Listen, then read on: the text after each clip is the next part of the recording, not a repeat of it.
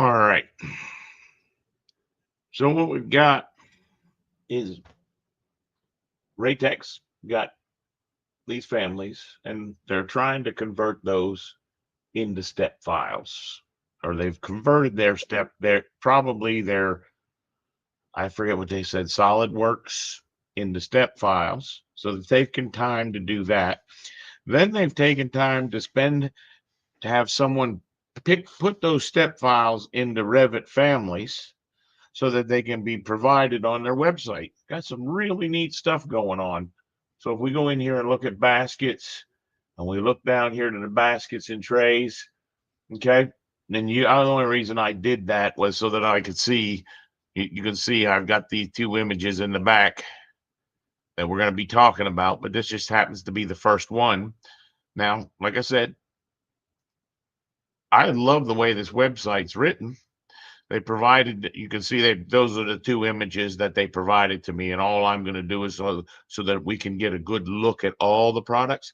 Now, this right out of the gate scares me because they call it a silent limitation. Who's they? Chat GPT, probably most of the software salespeople, anyone related to Autodesk. But I don't know how you would actually build this family. Okay. I would out of the gates, we're going to have to break some rules because you can see it's got this perforated. Let's see, did it zoom? It's got this perforated bottom, and we'll actually see that. And a matter of fact, this is probably the biggest hurdle that Raytech's going to have to deal with their families, and that is the fact that this thin sheet metal. Anyone who's modeled for very long and at Revit families understands Revit can't handle that. So let's actually take a look if I'm correct. So I decided I'd ask my friend Chat GPT. And I said, can you draw objects thinner than an eighth of an inch in a Revit family? And it said, yeah, sure, easily. You can go even down to 1/256. This is all a lie. Now, this is where I question why this lie is even being propagated. But this is the typical thing people will tell you. But I can tell you that it concedes as we get further down. You can see I continued to ask it more questions. Then I asked it what its thinnest recommendation was. And its thinnest recommendation is 1/16 of an inch. I don't advise that. I think you'll find that if you make things that thin in Revit as extrusions or other shapes, that when you zoom out, you'll start to see through those objects and you'll start getting visual failures. My minimum recommendation is 1/4 of an inch. So understand this family library we're going to make isn't super accurate because what we're trying to get is actually more information and drop a bunch of the needless information. So you can see I wasn't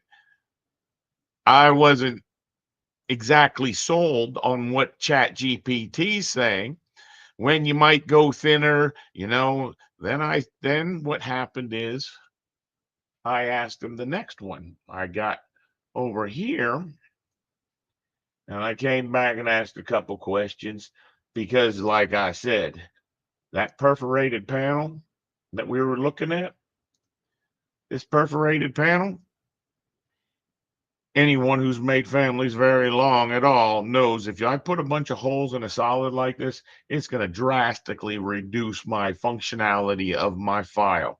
It's going to slow me down. And I'm not interested in getting slowed down. What I'm trying to do is speed up my job.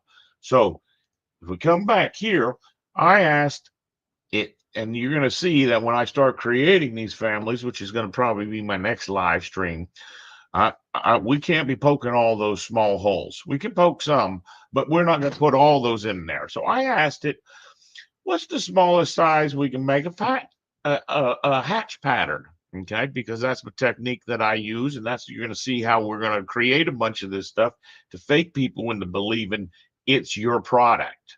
Okay, but giving them much more information than you're giving them currently with the step file conversion.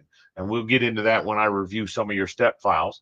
But I asked ChatGPT if we start making that scale real small, I found a bug in the software. And ChatGPT goes on to eventually start telling me, let's see here, you're absolutely right. What do you do if it becomes corrupt? Then it gives me a bunch of gibberish that I basically said right here. It told me that I needed to be at this size. Okay. 0.01 inches. Well, let's talk for a second. Okay. This is my Revit 2026 in standard architectural template file. So this is the file that works for most people. This is what, if they were accidentally working, they would start from.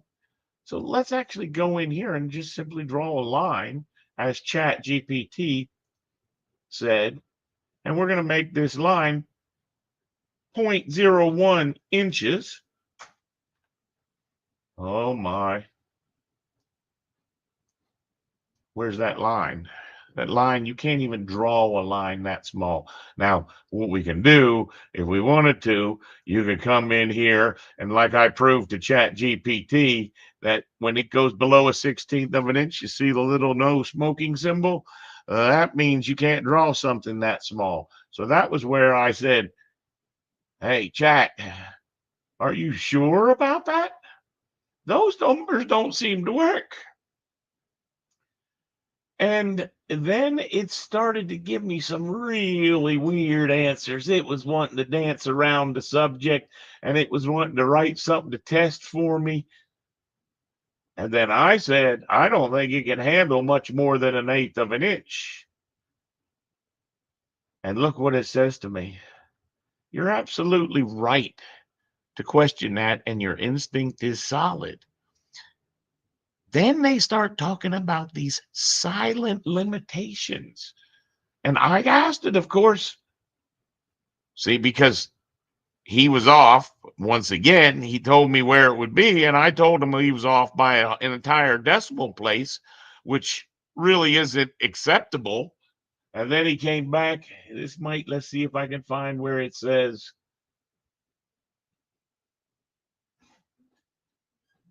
I appreciate you calling it out. Right here it is. See this?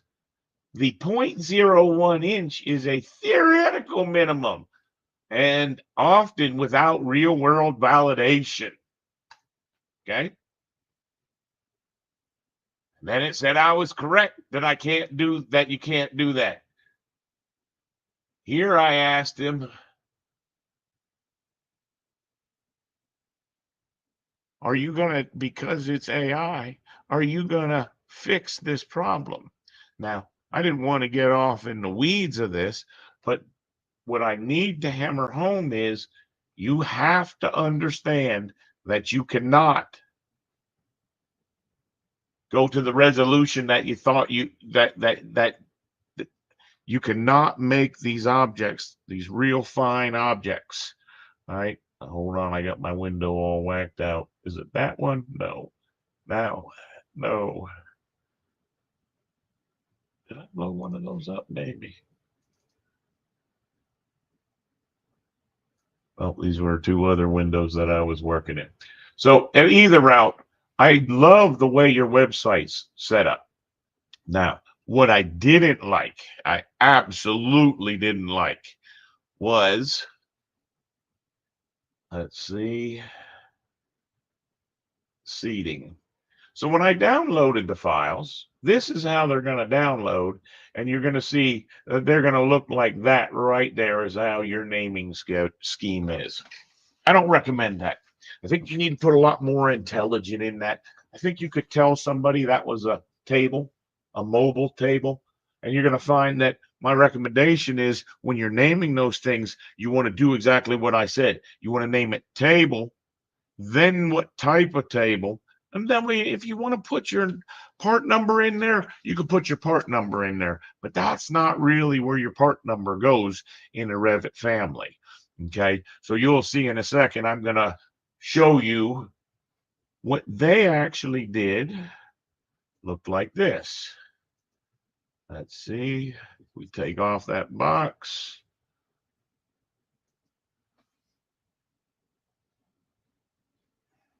So I placed all of the families that you had provided me.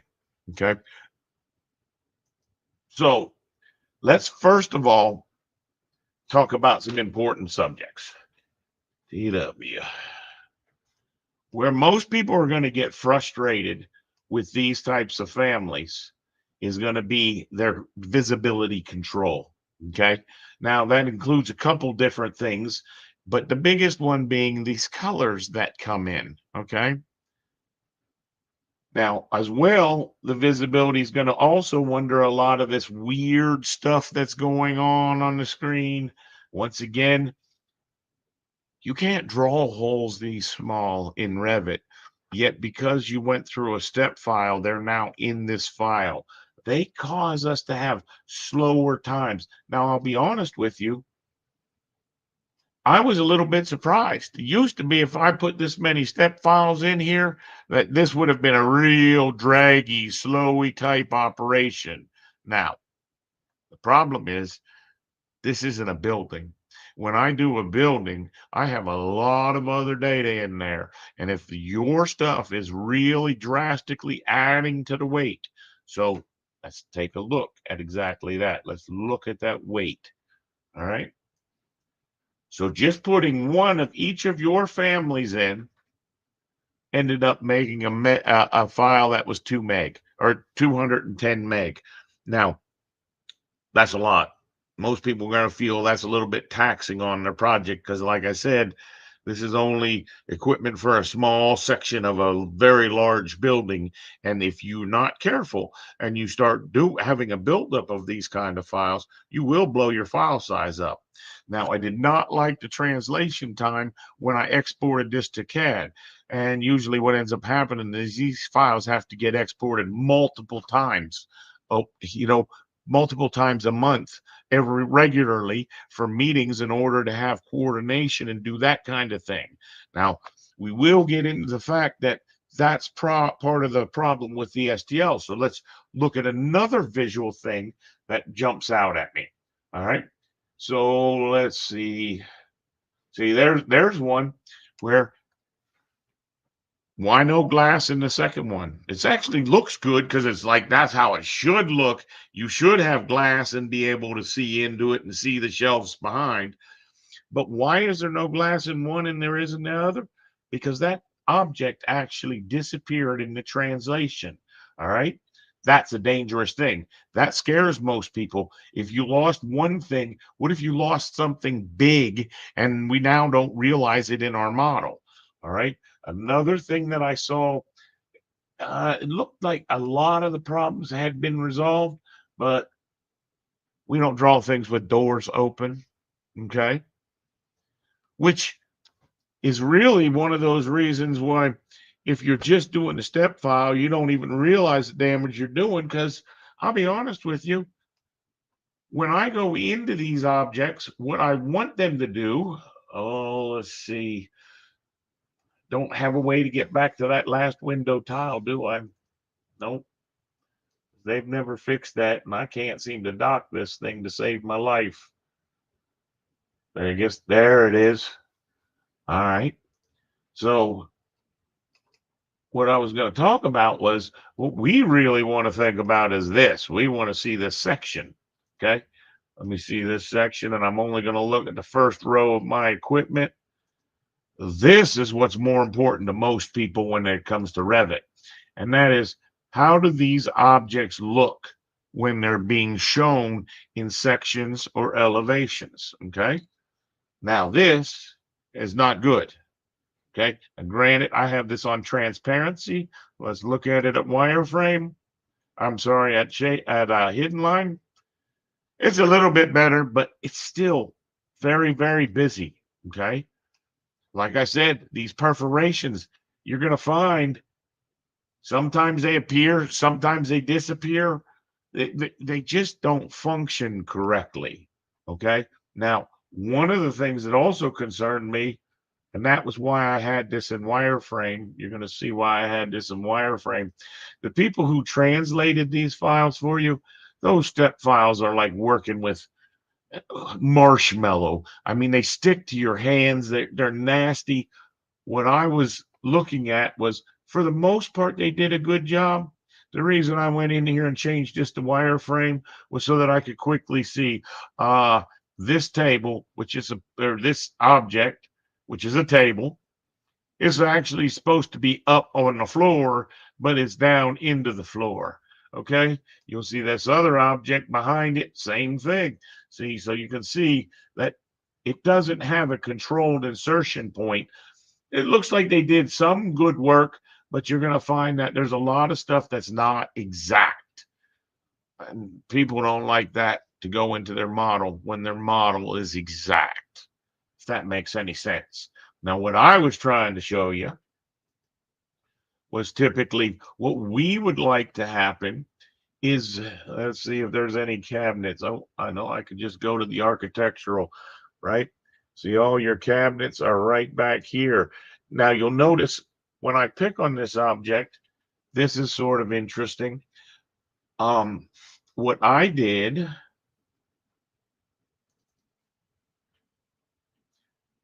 was I fixed all your families when I downloaded them. I just included a little more intelligence in the name. You're going to see you have furniture, 122 objects and 12 objects of generic models. Now, that means that if I go down to my families,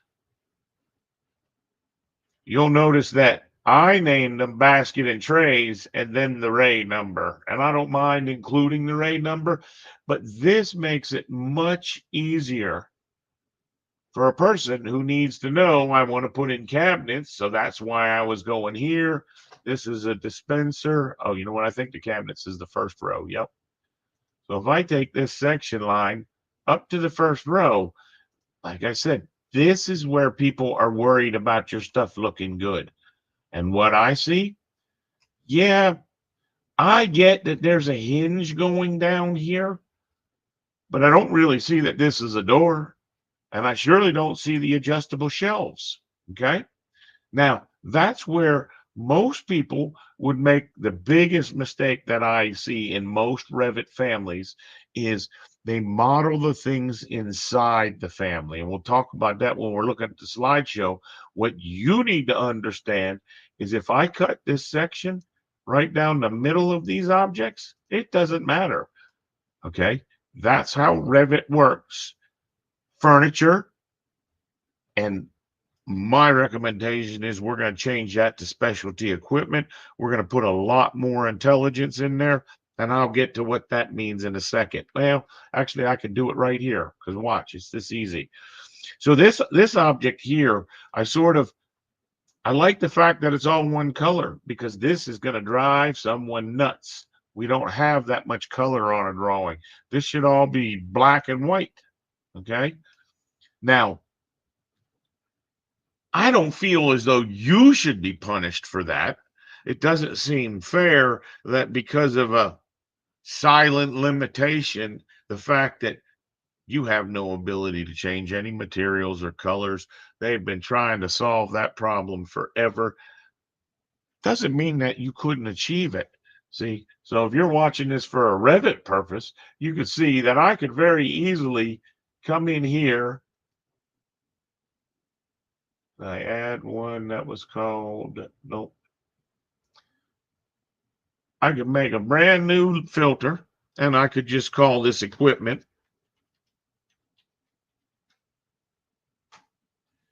Right. And then I could take, let me see, can you, yeah, you can barely see that grayed out equipment right there. So what we'd like to do is we'd like to get those two objects that I just told you created all your stuff as, which I don't believe it should be furniture and generic models.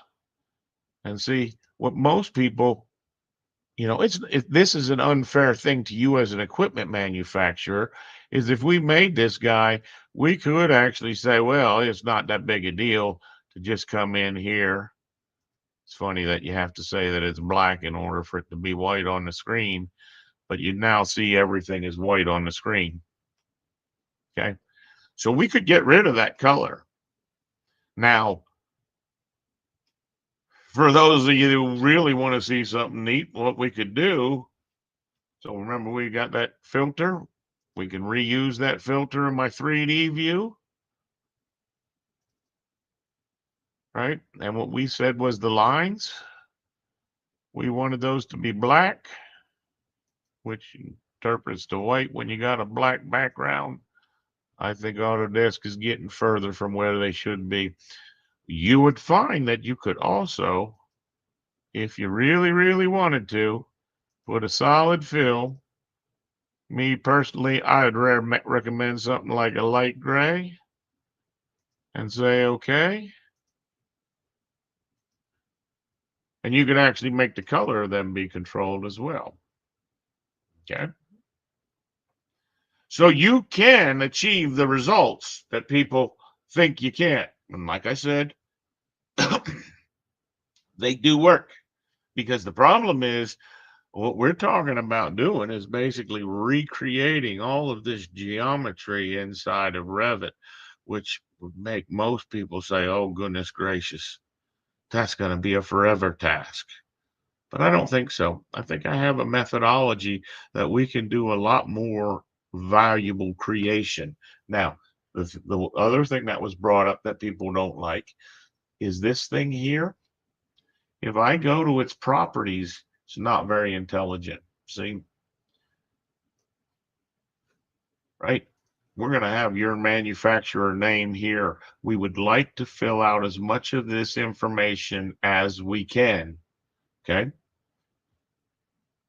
Ironically, this is sort of just a little giggle. This is the brand new Revit. You'll see that they've now changed to a classification number. Oh, look at that. I can't even pick on it. The classification numbers definitely got some issues, but anytime Autodesk runs something out new, that tends to happen. But we don't have the biggest thing, which is, so if, let's see, what else can I tell you? Oh, we want to put, like I said, more intelligence. We want to show these door swings. We actually show dotted lines. And if there's shelves behind those doors, we may want to show those shelves in there. And I think I got an idea for how to do all of that. But that's part of what frustrates people, is they have expectations of what this is going to look like. And when it gets real heavy and a little bit weird and there's an error in translation, remembering everything you drew inside of that piece of equipment. Let's see if we go here and we say BX, right? There's that object that you made. So if we pull this section box, this would be the only time someone in Revit, or yeah, inside of Revit, would really get a functionality. And you can see it starts to fail. Things aren't exactly clean. Now that's just for that one piece of object. Understand there's other ones that I was thinking of that would be more appropriate for that. Let's see. BX.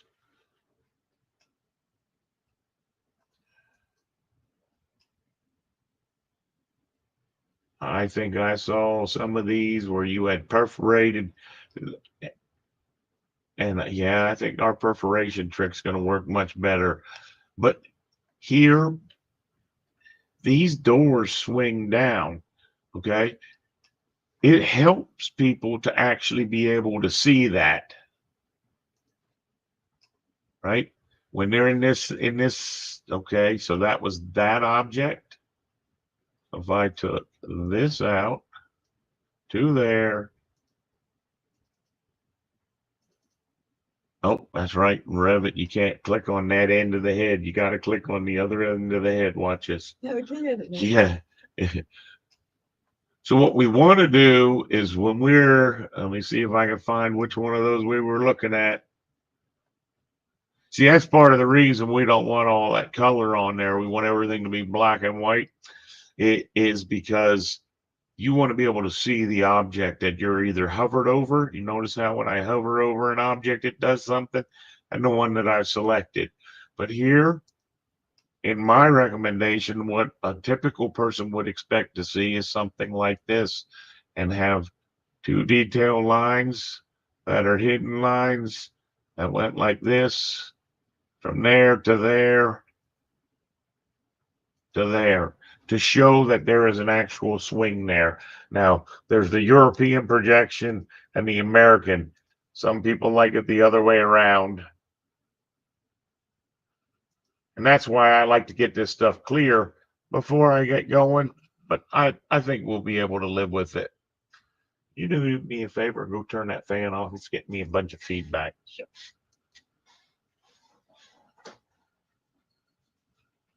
So the idea is also the same mentality you might want to take. You're going to see that I'm going to give you a little bit of techniques because this is what someone's going to need to do then in their interior elevation.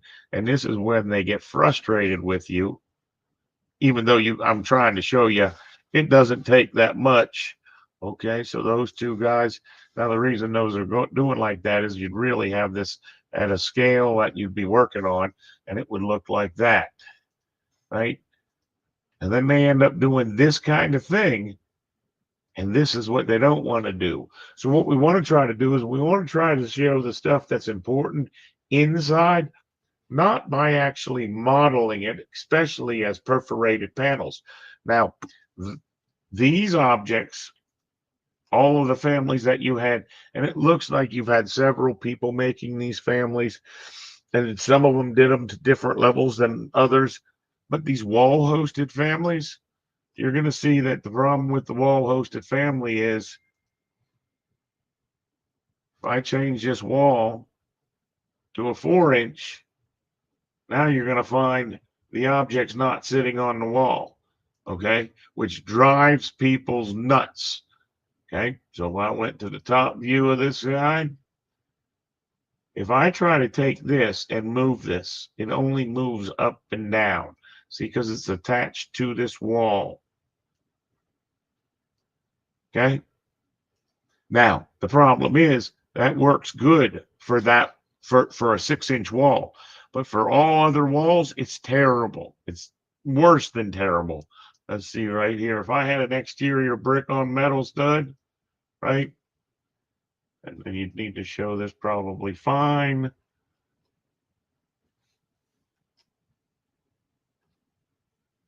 Come down and cut it.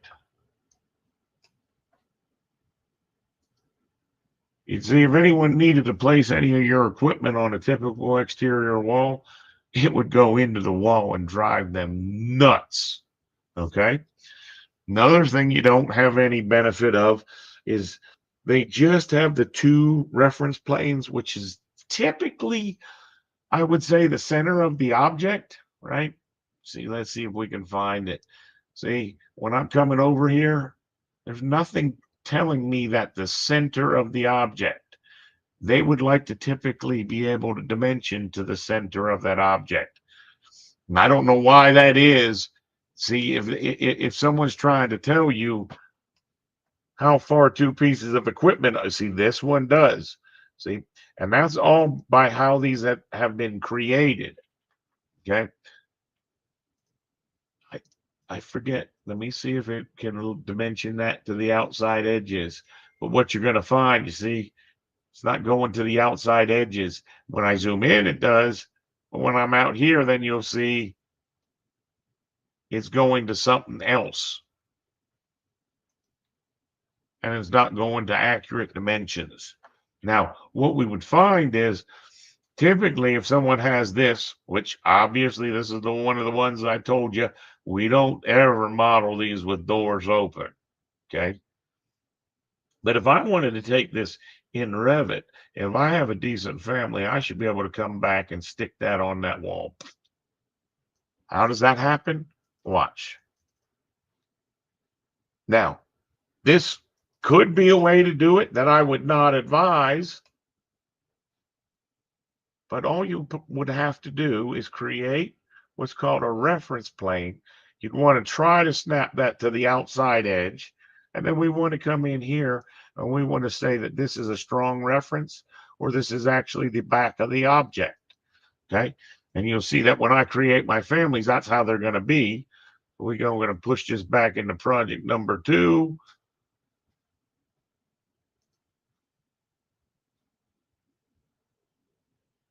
Okay.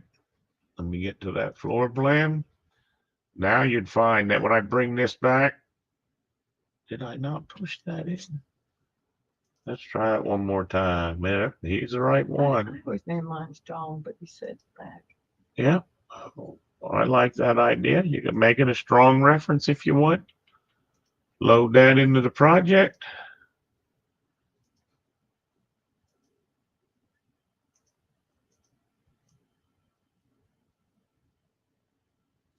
Replace it? No. Did you replace it? I don't know why it's not asking me to replace it. That's your fuse. You got too much. No. If I put that in there,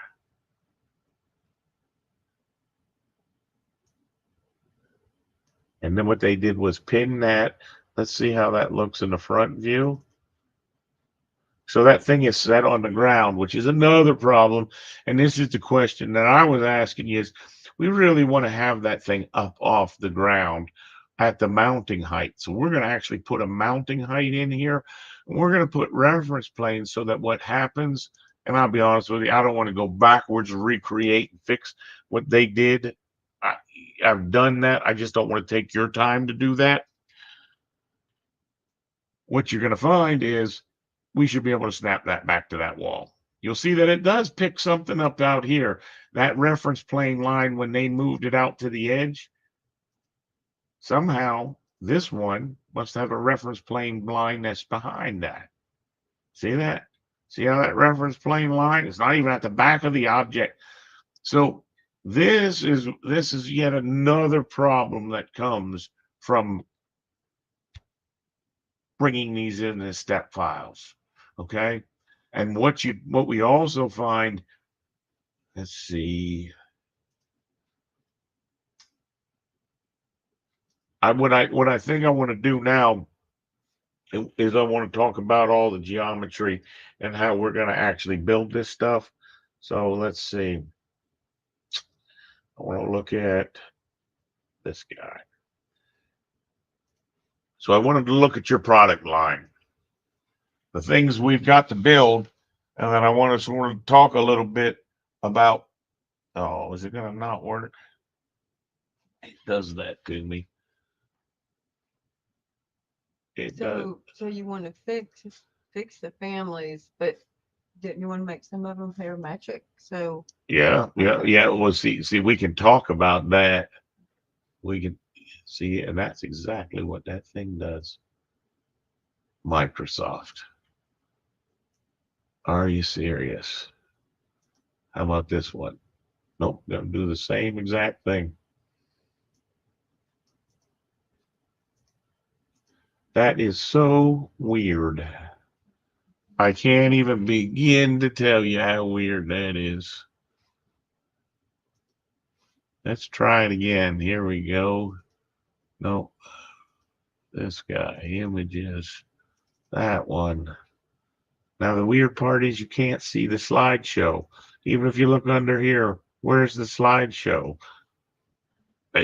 Software, these, they just came up, didn't it? I don't think it was up there a second ago. All right. So when we look at something like that, we got to be real careful of these little fine details. We're not going to try to build all that stuff, the super fine details. We want to try to include the radiuses, because you got to understand that a lot of this is bent metal. Like these radiuses on these corners, we definitely want to be showing those. We want to be real careful about small penetrations, and like in that previous one, those small penetrations. But on that lid, we want to try to show some of that radius, but we also want to be careful because that's what sort of goes wrong with their families when you're looking at that stuff in wireframe mode in Revit, right? When you have those visibility things that you can see through. But my mentality is we've got to make a lot of this stuff. Every one of those should be controlled by the size that we get off of their cut sheet. No, you seeing something?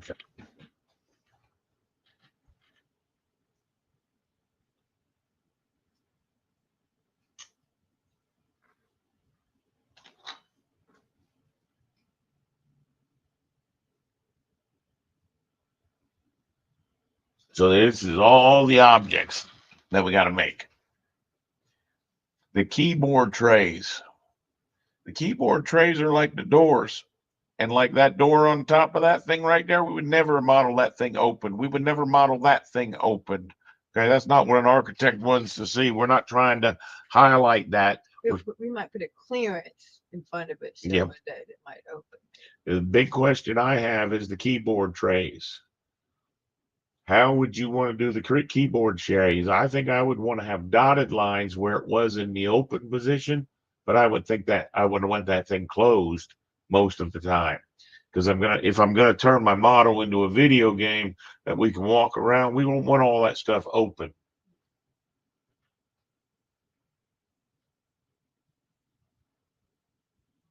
And if you remember in the day when we made all that casework, we made a family that was the front door.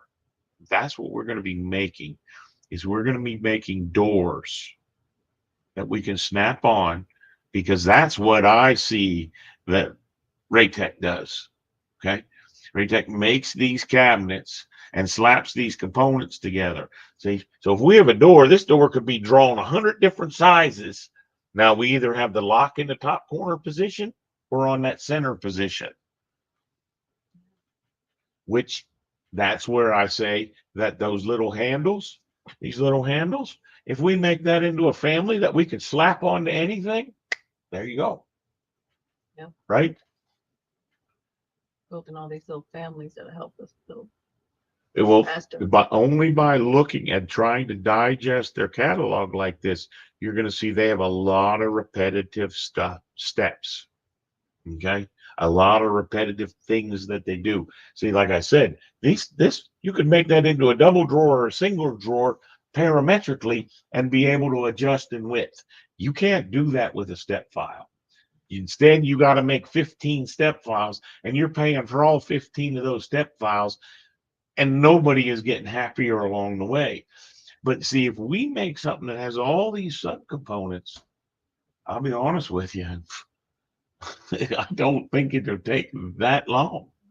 I think it'd actually take less time, not more time, to put out a quality product. Because if you notice, this was basically that last object. Yeah. Lots of repetitive.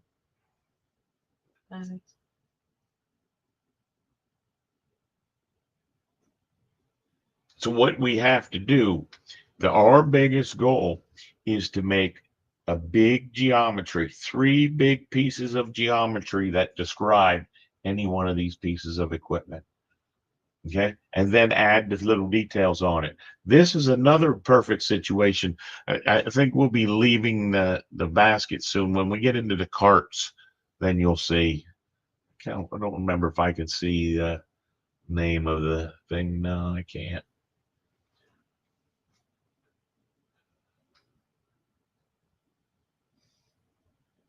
But those perforations, we're making those translations of those step files to your Revit absolutely nightmarish, because I haven't even counted. Someone took a lot of time to do that. Now, another thing that I'm trying to talk about is, and I'm only getting one of them at a time, is all of these either levelers. Oh, then went too slow. Either the levelers or the casters, right? These casters, that's what's causing most things to fail. Okay. The rest of them, you really have very, very simple geometry. It should be very quick to be able to make parametric families. Now I noticed that, notice how sometimes they're using this tube steel and sometimes they're using this round tube. Okay. And I'd actually like to understand that round tube connection a little bit more. Yeah, I think it's a modular. It'd be so much nicer to be able to switch out the sides. You know, if you need to go to a 6-inch or a foot while you're designing a space, be able to just flip it real quick. Well, instead of finding another step file. and you'll see that, you'll actually see that they do exactly that thing. But you see, most of the difficult thing with that file right there and that file right there is the caster. Okay. Those casters doing that translation, and you've probably just downloaded a step file from someone else who actually makes the caster. First thing we got to decide on is how do we want to make that caster? That's going to be one of our most beneficial families that we've got to make. And I even noticed that there's places where two families that are the same family, they have a different caster on them.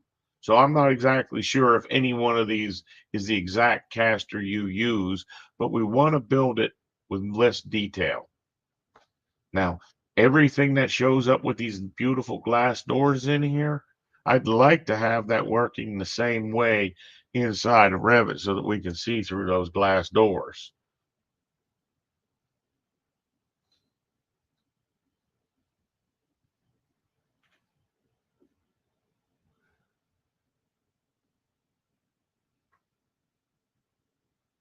Once again, it's the cart and those little blue boxes, which I'm going to take a stab at making those.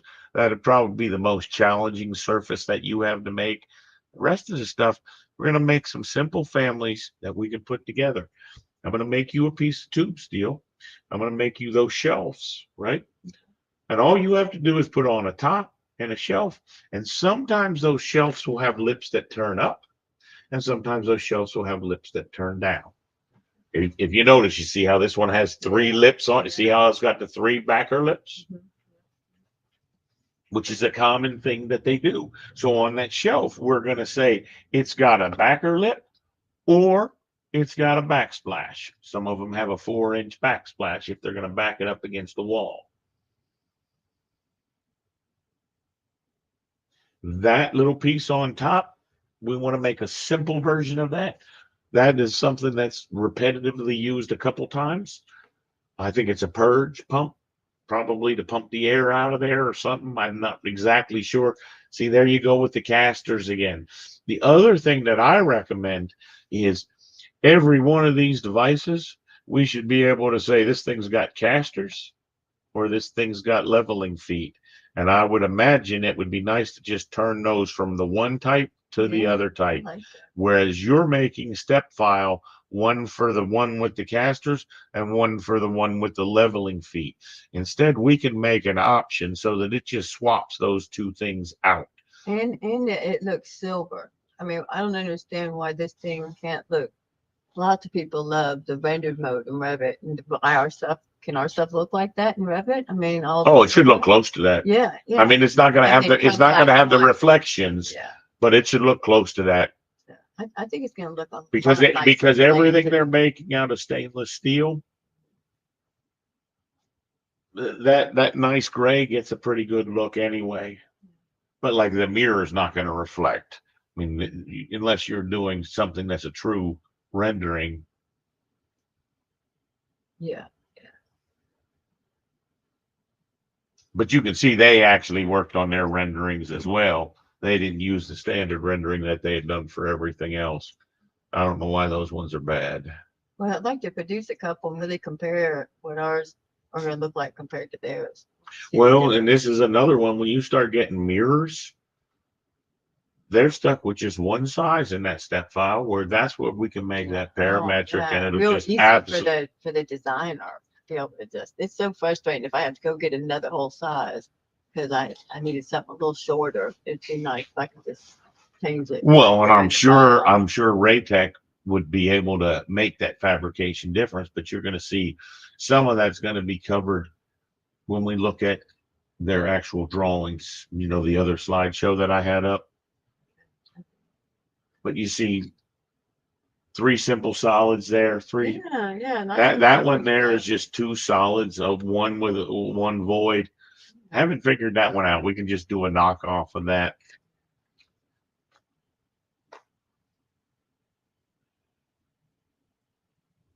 Those are going to be one that you're going to want to put into a lot of different objects. Sometimes they got them little side rails on there. Good.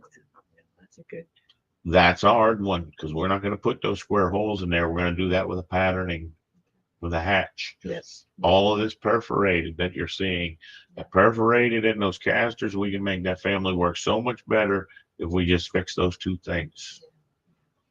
Okay. What you have to be able to do is you have to do what they are actually doing there in the field, which is having a piece of tube steel. All most of this stuff is 5 pieces of tube steel cut to different lengths and then all welded together. We're looking at this right now in 3D. What's it look like in Revit 3D? You showed me the plan, you showed me the elevation, but what does 3D look like? Oh, okay.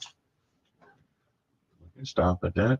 No, I mean, I just wondered real quick because we're looking at all this stuff in Oh, that's pretty 3D. neat that it still keeps going. Okay. Yeah, I just want to see So where we go it's to, going. all right. Take the section box off. This just doesn't look sweet. It looks good, but it doesn't look sweet. Because everybody wants, when they go to hidden view in 3D, they want it to look sweet. Why It's doesn't it just look sweet? Too many extra lines and jaggedy edges. You want simple stuff.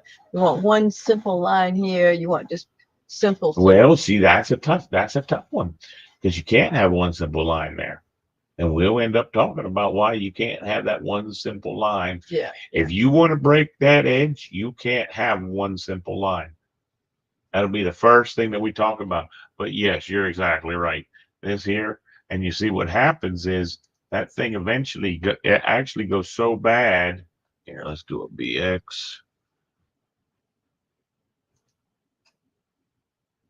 And in some of the views, you can see right through it. See that end surface that's failed. Okay. See that? Yeah. They just disappeared. But my question is, did we get totally rid of all of these radiuses, all of these small radiuses? See, because I think you keep some to make it the main, right? Low quote. watch, just watch. So my question is, this is actually in the family, right? And see, that's the problem is they don't look too bad. I would agree with you, but you can see right here, see that shackle right there? See how it's no longer working correctly? The geometry was too complex, called a silent limitation. And where it had the problem was where this one shape intercepted the other shape, and this shape failed. And that's what drives people nuts. This back piece, the same thing. And you don't need a whole lot of information. Also, I believe they had threads on their bolt and they failed.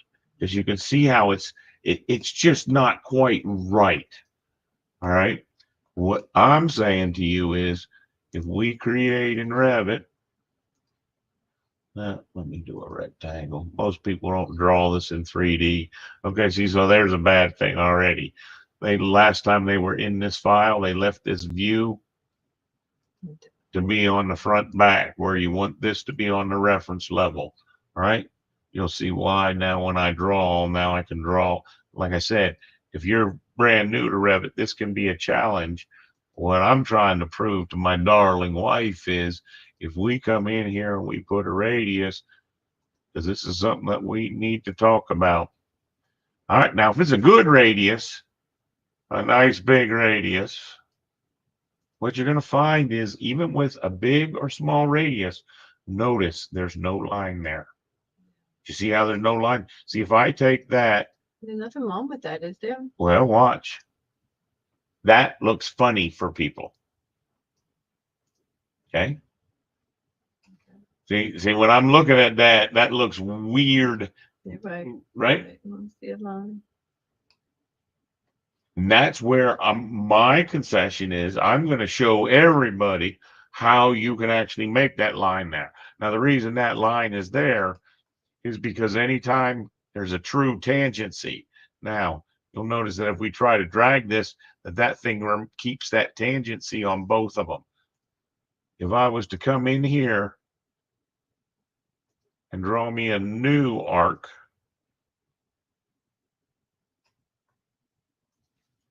right? And then take it not tangent, now I could actually make it closer and closer to tangent.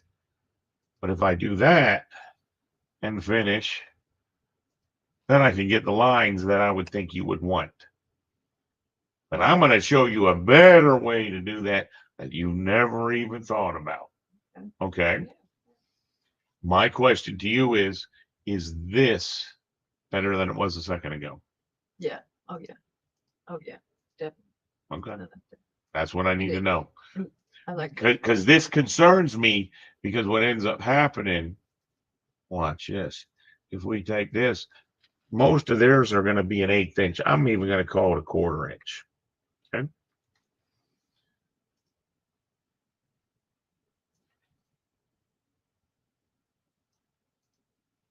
If you have 1/4 inch, right? Probably have another one. Come in here like that. Make this 1/4 inch. And this is the one I don't like. Yeah. Yeah. Because you want that extra line. This is where I think that it sometimes actually, when you're looking at it straight on, I think you get a failure of both lines. Nah, not quite. Well, I can't wait to see what ours are gonna look like compared to theirs. I would definitely make a non-tangent in there. That's a pain though, because you want to draw the tangent. Yeah, we're not going to do the non-tangent. Remember, we're going to do that with that face-based object. That's Right.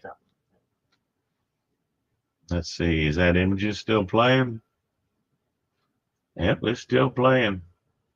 There's one here, wall shelves. You really want those things to mount at a height.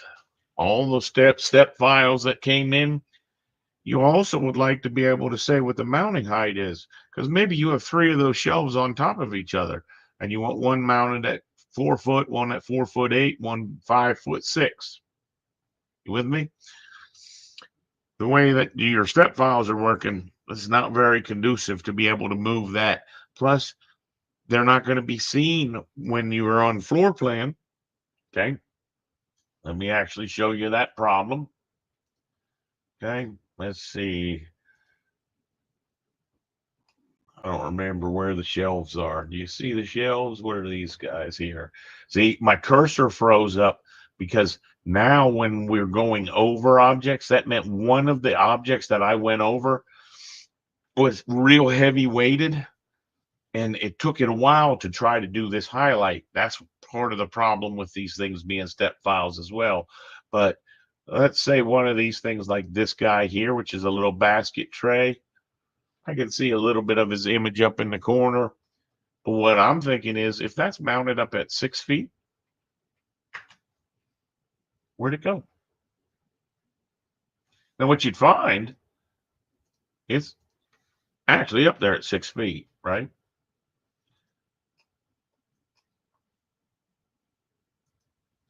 And let's put him down at 3 feet.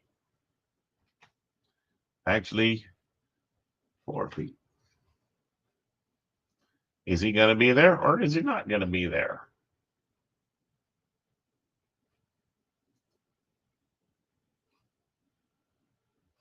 Okay. That gets decided by a thing called a view range.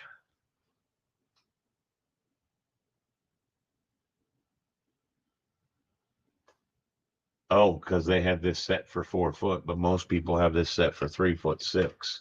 They've raised that. That's why. See, so the danger is your wall hosted families, especially the stuff that's mounted up at a higher height, it's gonna give you problems. But you can see tube steel, tube steel, tube steel. Yeah, Put the foot yeah. condition on. Put the foot condition on and make it parametric. I think what I want to do is I want in that tabletop, I want to be able to have a checkbox to say it's perforated or not perforated, and it should automatically know which one it's going to be.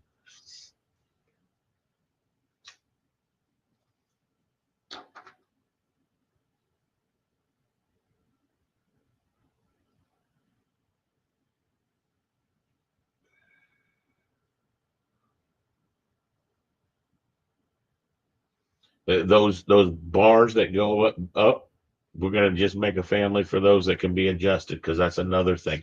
Oh, this was another one. I need to make a leg that's got an adjustable leg, because that's used commonly when they want to try to raise those up and down. We need a keyboard tray. We need some monitor mounts. That's where what we want to go do is we want to go look at all these families that are placed. I mean, I'm hoping you're seeing a repetition. Oh, getting the right size, and everyone's just a teeny bit different. So.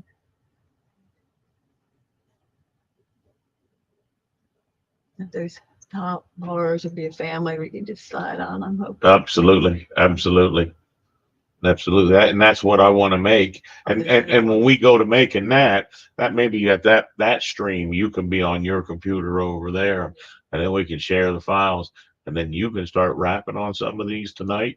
And I'll be honest with you, I think you're going to find that this is just a little bit of a drudgery task, but we need to just come up with how we're going to create those. See, I think we'll even have one that's bent back there like that.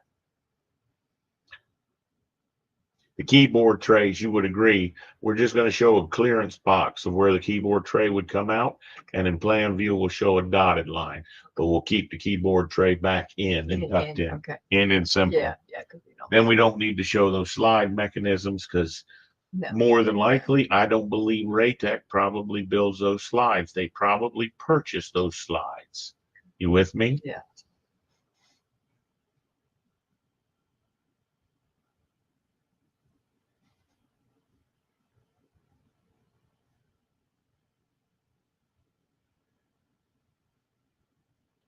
I never thought about that.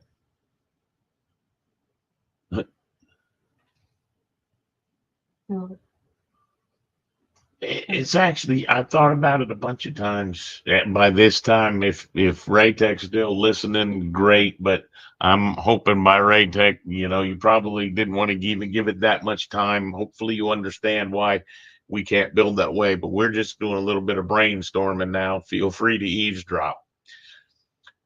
What I never thought about doing before, that's the first one we want to do, which is make a keyboard hatch pattern.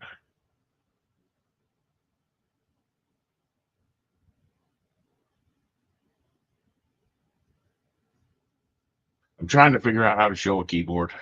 Okay. I've never been able to figure out how to draw a keyboard before. Yeah.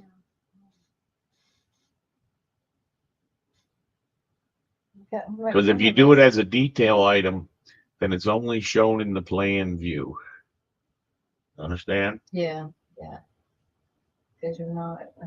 I've seen a keyboard model. What's wrong with having a keyboard model sitting underneath the table? Keyboard model? Yeah, you'd still see it from the side view. I'm not. You want it actually modeled? Yeah, I just modeled and put it in.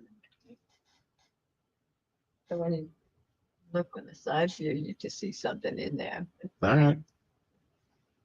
You're gonna build that keyboard for me? Pretty simple one, All right, you could do that. We could show you a crazy way to draw that.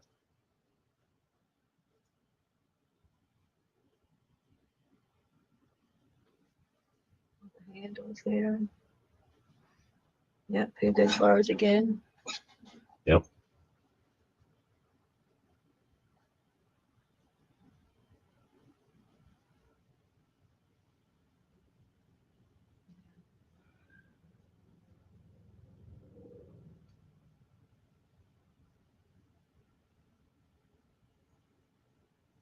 Is that an extrusion, do you think? Those tabletops, how do you think you would build those tabletops? Okay, back. No, it was actually that next guy. That one. How do you build this thin-shelled I object of would that? build it as a square and then put those special items that create that radius on the edges. And add that special family in there to get that, make it simple, simple, simple. I mean, super simple. All right.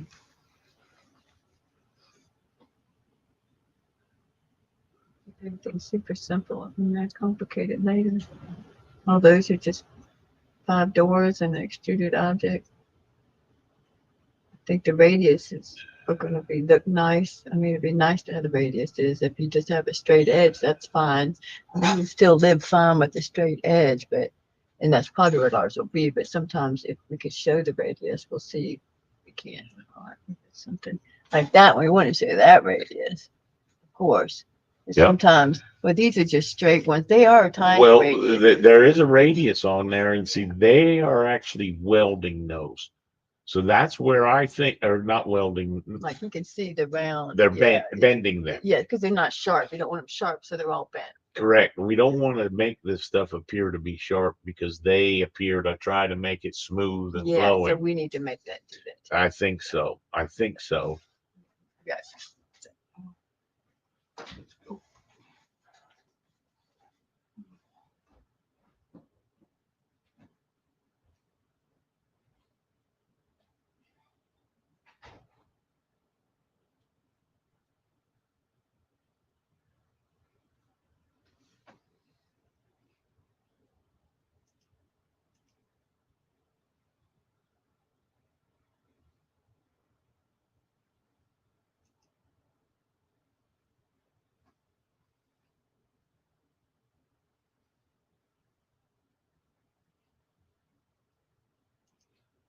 What's the difference between those two? Just this basket that's put to the bottom?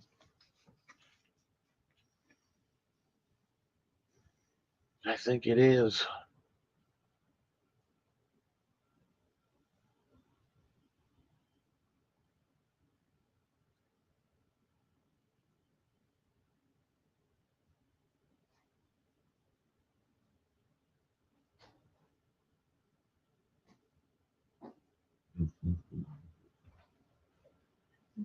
Hold it.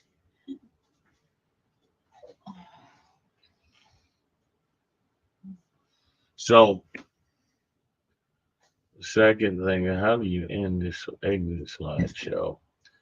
Can we go to that other slideshow? Nope. Gotta go to drawings. All.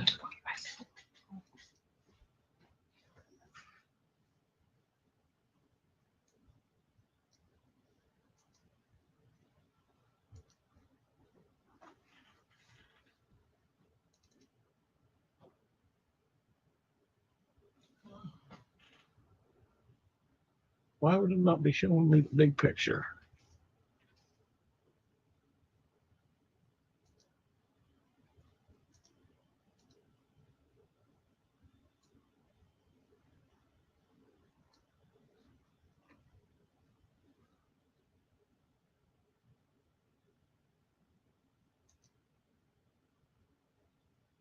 What is that?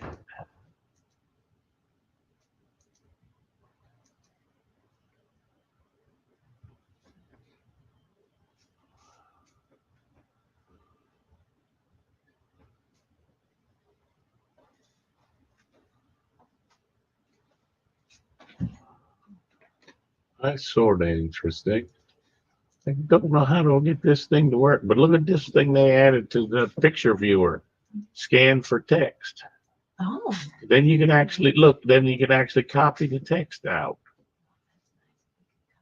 I wonder what kind of font you can paste in it. Or is it paste in that font? Well, I bet you could copy that right to copy the text. Yep. Now you can copy text out of an image.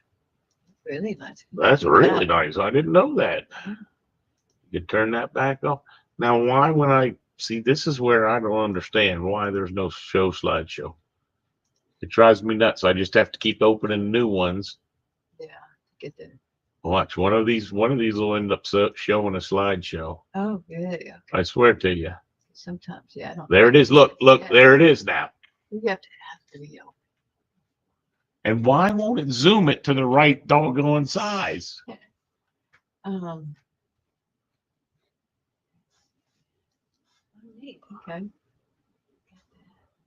But that's not what I want to see. That's fine. We'll do it this way. All right. We'll just fly through these guys. Actually, it's probably easier. So, first thing that we got to understand is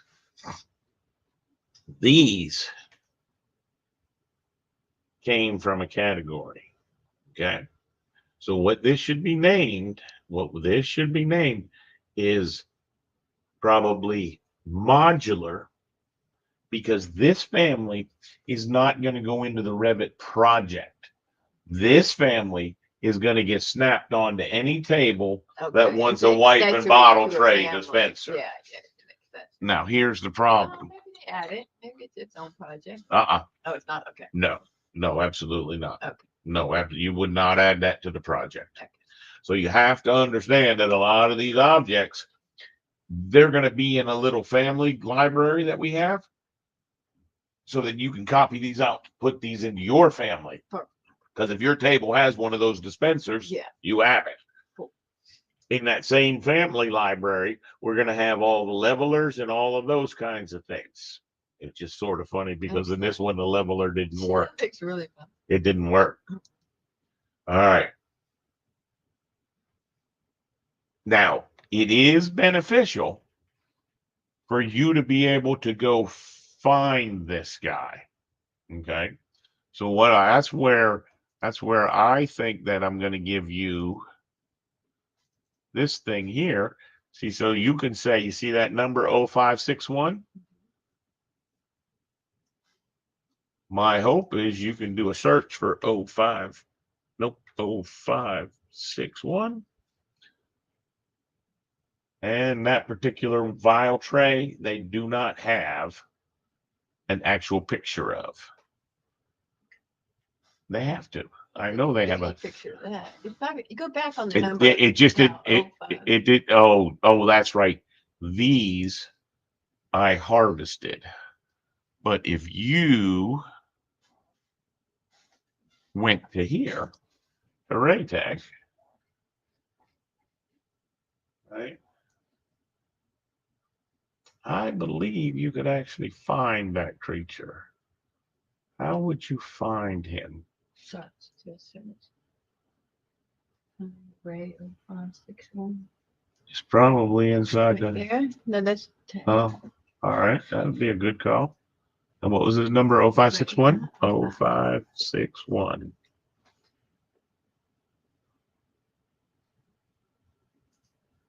Ray 0561.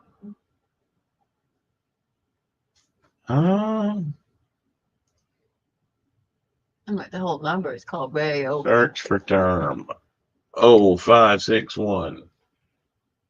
Search. There it is. Okay. And if you went to here, this will take you to the page that's got the below. So what you're going to do is, my vision is, if you go to this thing here, and this is what Raytech really wants to understand, if you're seeing how we're looking at making these Revit families, or if you're trying to make a family library yourself, is we're going to go here and we're going to find our first very most important thing, which is the length, the depth. Oh, no, that would be the width, and that would be the depth. Those three numbers we're going to put in. How is this an 8.5, but this is an 8.2? Can you give me a suggestion how that's working out? Going to the very out. Oh, I know why. And this is just one of the very rare ones, understand. But that's because this 8.2 is showing this lip here. Okay. And because those things all stack together, The lid is actually 8.5 to the outside. From the inside to the outside, it's 8.2 to 8.5. So that probably means it's 12.7 to the outside if you're going in this direction. So this is a little bit of a weird one. Okay, But yeah. me personally, I would probably go with the numbers that they have in black, right? And then we're just going to build that profile, understanding that we don't get to see this in Revit. All we get to see is this. Okay. So, yeah. Okay. So how do we build that? How do we build that? All right. That's so normal. I'm just gonna tail end it here. This is where we're gonna build it. So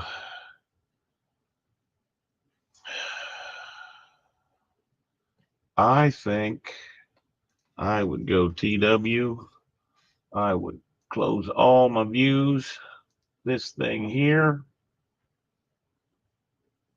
That's gonna be one of those filleted edges, which is how we're gonna make these things work. That's the screen.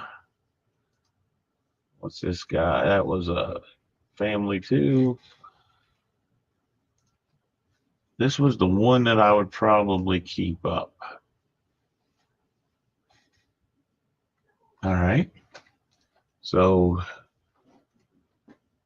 there we go. So if we go File, New, Family. Me personally, I would always start with a generic model. But what we're going to do is we're going to actually make our template files. So I'm going to give you 3 template files. Oh, great. Okay. So first thing with that template file, it needs one of these, one of these, one of these. This is going to be for a standard piece of equipment that we're going to be defining as the center point as its origin. Okay. So we started with a generic model. They changed it to furniture. They left a couple of generic models and they had furniture. I don't think we should do that. I think we should be doing specialty equipment. I think it more accurately describes it. And then when it gets to specialty equipment, down here, the Omni class number,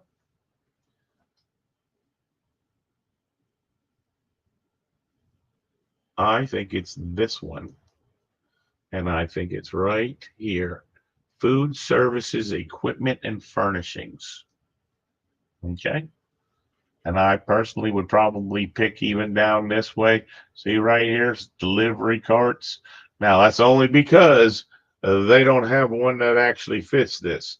Now typically what you do is you just sort of keep it up to that level or maybe even to this level. Okay, equipment and furnishings.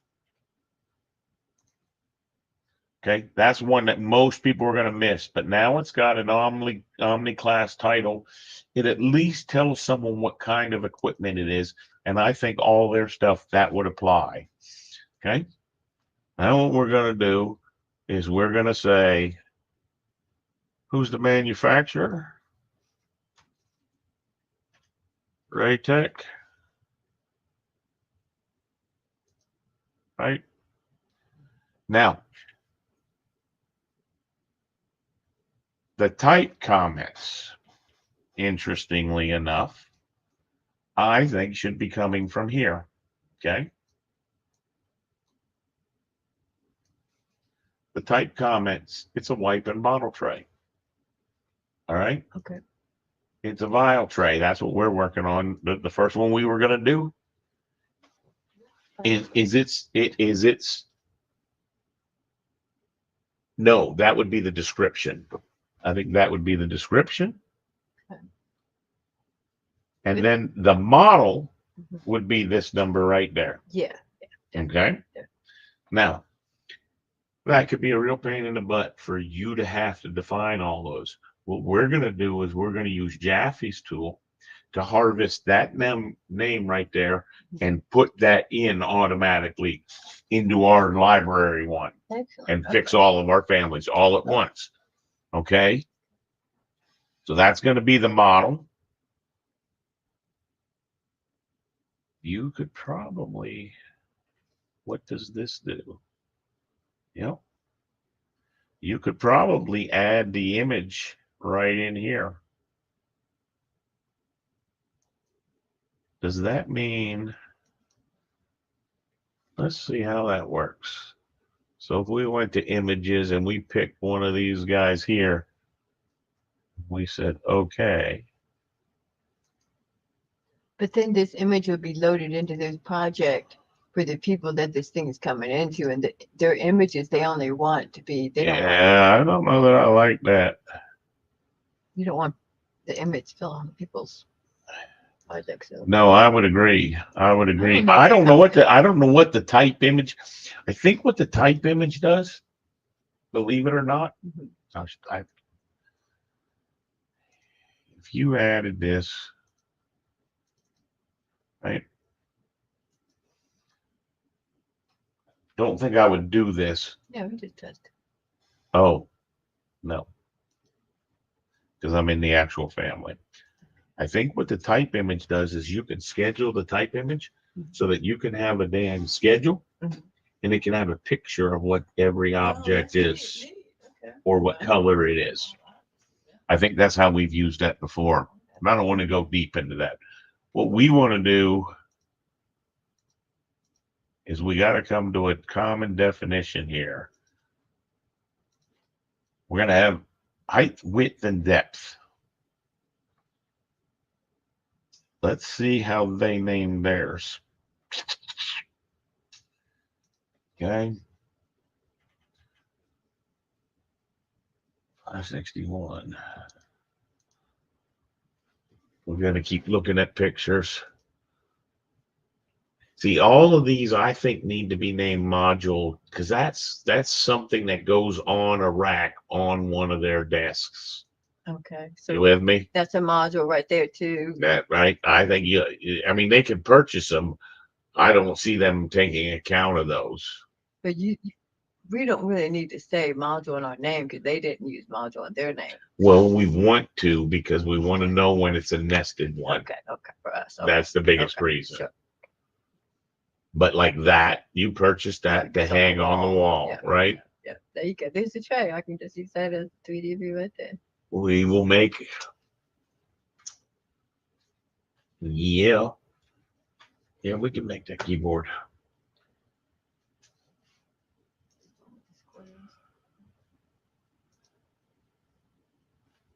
Width, length, and height. Yeah. All the different types. Okay. Well, I want you to look at that one. Those are the terms we want to use for our parameters because that's the ones they used. Okay. But Yeah. now let's see if they used width and length. Then like that. They use. See, and I would disagree with that. I mean, that might just be how this one is rotated because this is simple. Mhm. But I believe length in a plan view should be going left to right. And I believe width should be going front to back. Okay. Okay. Width, length, and height. Let's see if we get any more table ones. See, this gives you a good chance to look at these. But like this one here, when you don't quite understand what's going on here, Yeah. I want you to go to their website and look at their renderings, Okay. and then you probably could tell. Yeah. Better understand. But you can see we've just got these two handles. Yeah. We just have the shape and a little bit of cutting, Yeah. and it's probably not going to be very difficult to make that. You just can't totally understand it from the drawing. I want you to go to the website. Yeah, I'm gonna go to the website no matter what, so I can give it a last little look and say, do they two look comparable to each other? You know, I'm definitely gonna go and look at the website.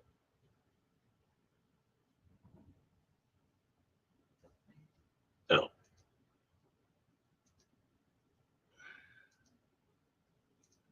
We're looking for more stuff with tables. So, but this will give you a good idea of all the stuff that we have to create. Yep.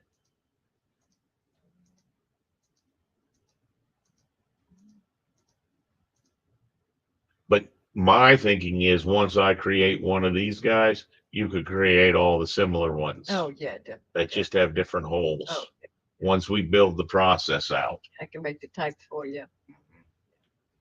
'Cause I know you'll keep it simple. And see, that's why some of those objects seem to not have a side, is because they deleted the side out and the side not shown for clarity. They exported that to a step file, and then the person imported that into Revit, and that's why some of their objects, I couldn't understand why some of them didn't have sides on, but I Okay. bet that's why. Okay. Sort of like opening the doors. Yeah, yeah. See, and I would tell you that I don't believe You're gonna use the pattern. they're not, we're going to use a pattern for that, but I don't believe that perforation would come out and leave that close to thin piece. that. No, Right, no, right. no. Because they try to typically hold it Got so that far space. away. Yeah, yeah, you have that space between the edge and. But the big one, the other big one that I want you to understand is this naming. This is how we want this to be named, description. Okay. but it should be named first cabinets dash glove dispenser wall mount. Yeah, yeah, cabinet. Definitely. Okay, Then dash way 03 because we'll put that on. the correct. stuff.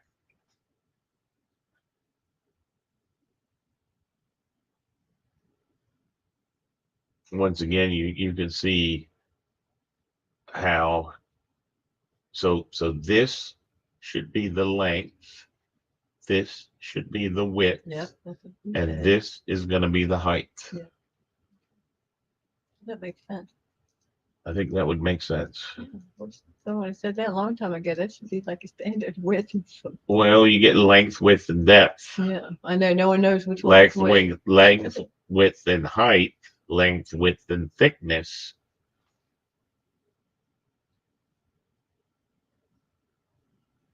Let's see, if you've made the mobile cart and you snap this thing on top and punch your Yeah. 2 holes in it Yeah, and add this little half shelf. lot of families. See, they don't have most of these families built. There's much more families. Here, I have almost 800 families. Compared to what they had one third. And I'll be honest with you, I was thinking that means we're going to need to build 800 families.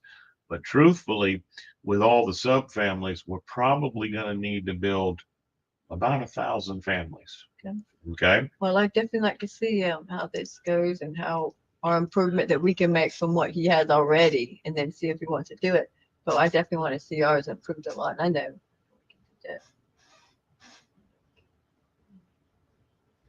The theirs just look like it just didn't look perfect. I mean, it looked good. I mean, all the paper stuff, all the PDFs, but the CAD and Revit stuff just didn't look as professional as the paper. Oh, I see. I see now.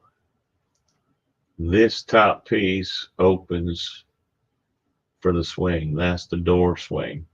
See, that's where I'm saying in this view, this should have a dotted line that goes like that, Yeah, yeah. right? If it opens, It should also have an orange clearance box that shows you where the open position is, as well as these guys here, and they should open up.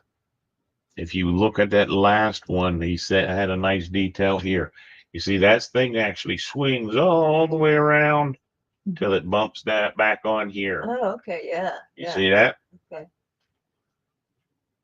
More than 100 degrees, like Yeah. more than 180 degrees. It's like almost 250 degrees. That'll be a little bit of a challenge to make. Well, ours is going to be closed door anyway, so. Just want to reaffirm the length, width, and height. But yeah, you can see how they've dotted the line in Oh, here. just dotted in the family to show that in the elevation. Don't draw it in 3D. Correct. Correct.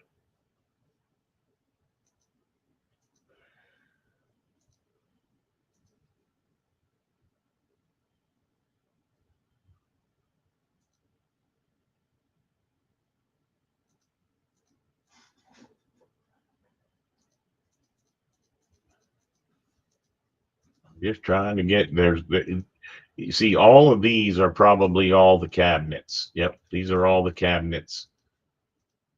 So this, my thinking is, if we make the first 15 or 20 cabinets, Yeah, if you'll go grind on cabinets for me, yeah, that'd be awesome. I'd love to do that's going to be probably one of the biggest challenges that we've that. got. That's a neat looking, yeah, a thing holding it up with just, or a side view. That's neat looking. They're Something in wires. between wires with something Mhm. in between it. Mhm. And it's a repetitive. You see, it continues. And the lovely hangers. Oh, I didn't envision that. I see how that works. It's just got a tray in there. Oh, that makes sense.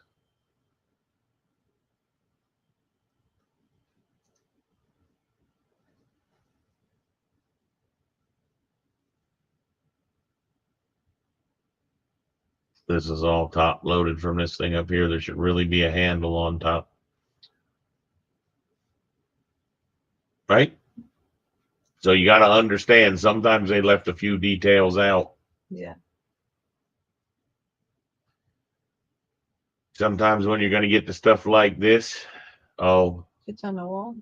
I'm trying to figure out what that hook is. It's inside down the section. You can see it. It's just something that holds up. Oh, just something to hold something up. Yep. Oh, probably whatever a PAPR hangs on that hook. Yeah. And you just open that door up and it's in there. Interesting. Like I said, this is what they don't have built, all these different cabinets. And that means that they've hired a couple people to export them to step files. They got 180 files. We're talking about 755. Okay. We're talking about a boatload of work. Yeah. But my thinking is, if you can get into a rhythm where you start to know the components you need Yeah. and you just stack those couple components together, Yeah. let's get out of cabinets, because I think it's in tables is where we really want to see. Well, he wants them first. Yeah, whatever. Well, What he that's wants that, first. that's what, no, we want to get them all done. We Oh just, yeah, yeah. we But just want we to blast through them want him all. to see what we can do first, so he can say that he wants me to do all of it. I think Yeah. personally that we need to build about the first 20 Yeah, cabinets definitely, definitely. that are complex. See, this one here is sort of neat because this will show you this object. This is the freestanding unit. Yeah. And then when they stack that object and that object and that object. That's cool. Yeah. That's neat. And they tell you all the pieces are added. Correct. Did they really? Huh.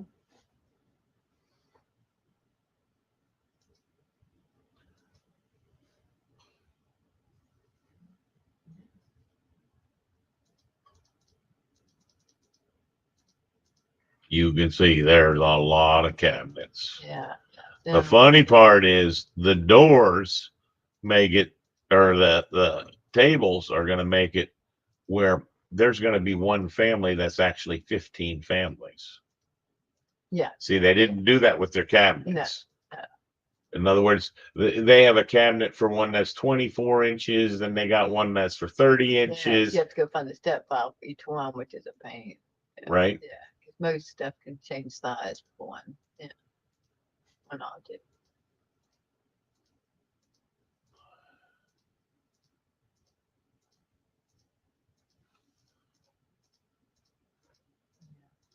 We should be getting close. I don't believe Yeah. I don't believe there was any 3000s yet. See, so now we're into the carts. And the carts all seem to be, are they made from round tube steel or are they made from square tube steel? And what kind of caster goes on them? But you can see that they haven't done many tables, many tables like we're going to find for the tables. We're about to find, see, this is carts. Yeah.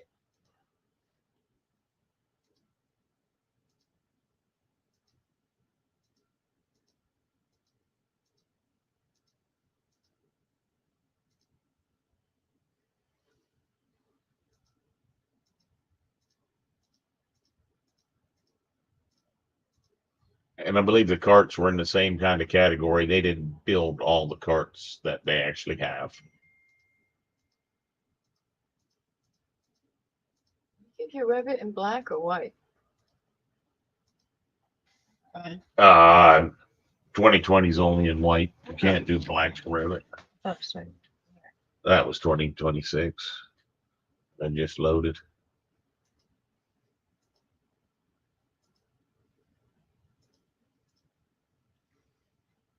Let's see something.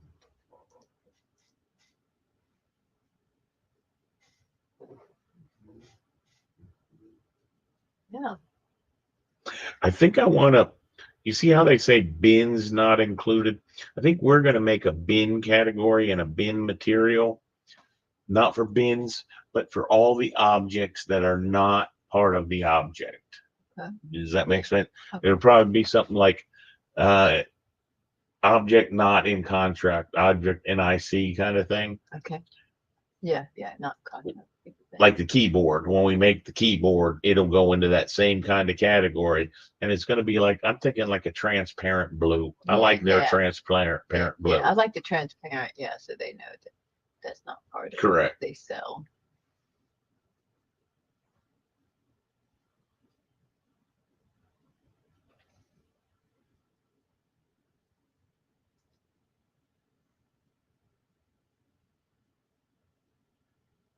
Like these bottles, they should be in that transparent blue. Yeah.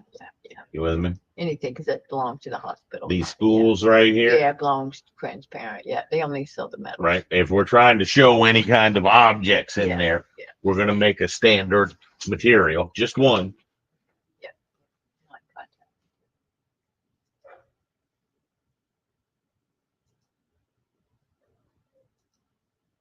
Ooh, look at that card.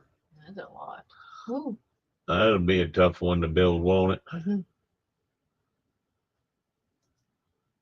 Woo! They got some tough ones.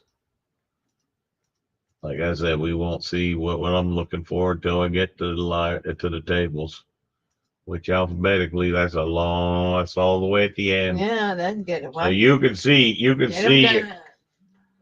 there's a lot. Yeah, that's why I can't wait to get them done. That's look nice though. The square items.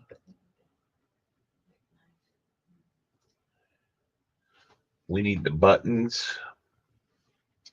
We need a couple different types of openings. We need the hinge. The hinge goes on the door.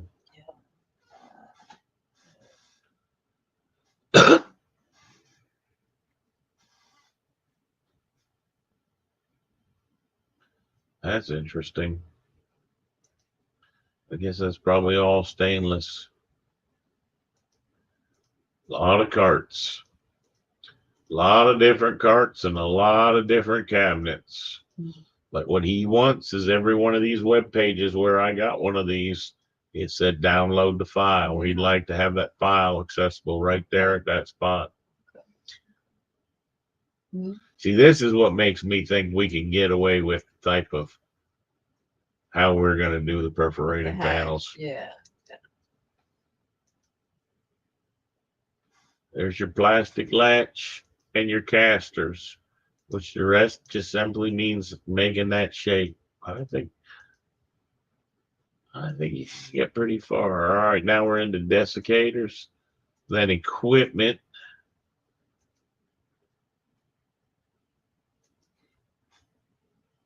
Yeah, Good. but we did say to make that perforated thing instead of using a void going through a material that made it too heavy. Yeah. Okay. Yeah, we're not going to do the voids. Yeah. We're going to use the pattern or use that little item you made. Unless it's a hole bigger than 1 inch, I'd say yes.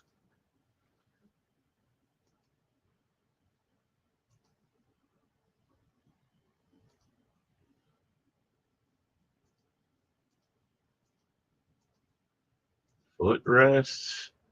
See, so the image is named footrest. Yeah. So you want to actually take that image name, and that should really be our name.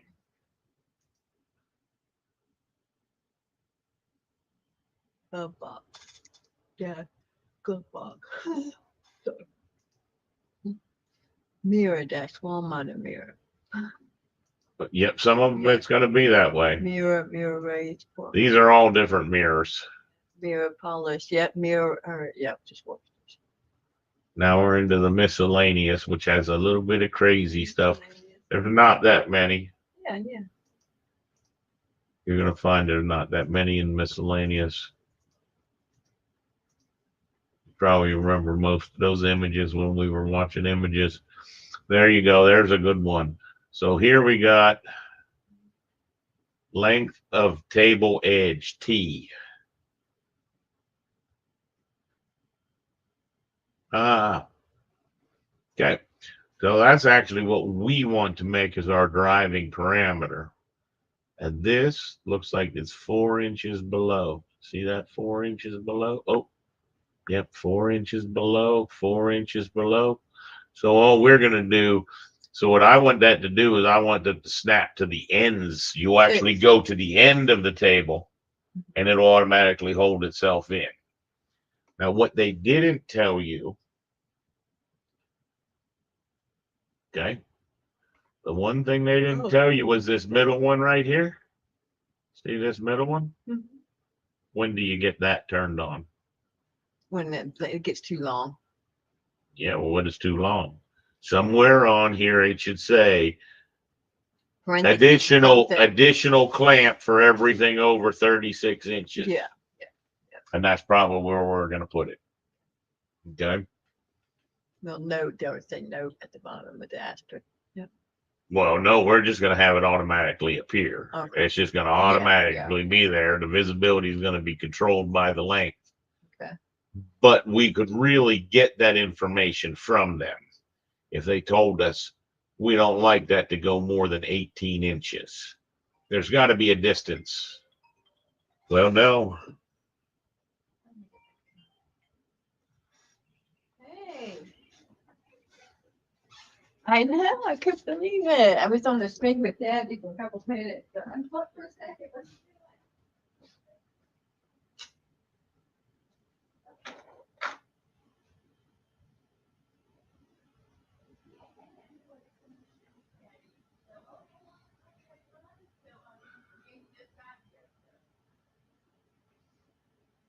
That's good that they're at that because that's all the smarter you can draw that.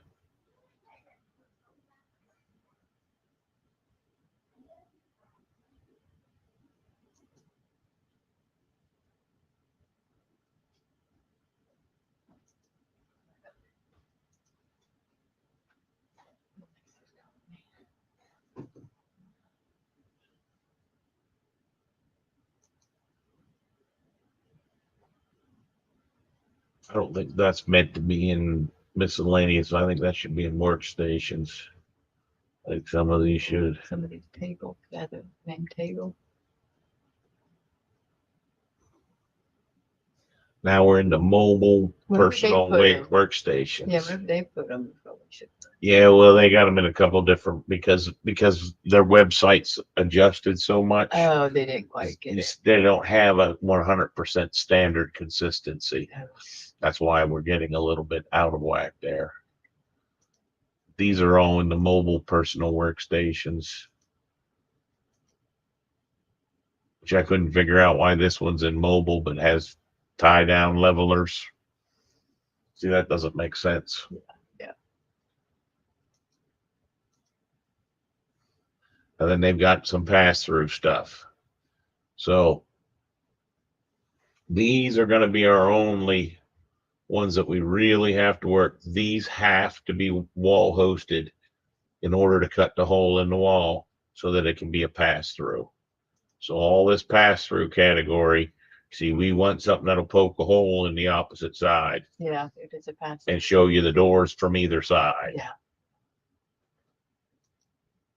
It has to be adjusted with the wall. And it has to be able to adjust with the wall thickness. Yep.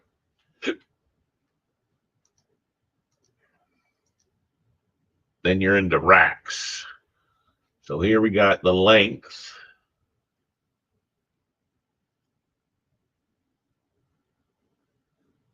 So that plus 10.4, that doesn't totally work out. Somewhere there's a rounding error. But this one here, you can see, like I said, when we get to racks and tables, they started using schedules more. So this you can order in 3 different lengths, 33.7, 44.4, or 55. Okay.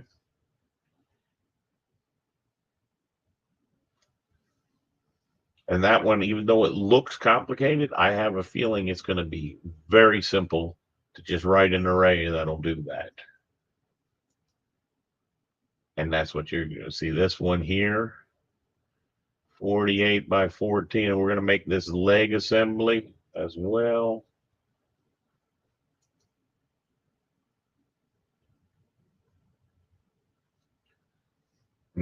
I see what you got to do. We need a corner cutout size so that we can get this not to appear wanky for our shelves. Okay. What? I'm just, you'll see when I do it, and then you'll end up with a rack end that you can put on both ends. That'll have the wheel. That'll all make sense. Nice.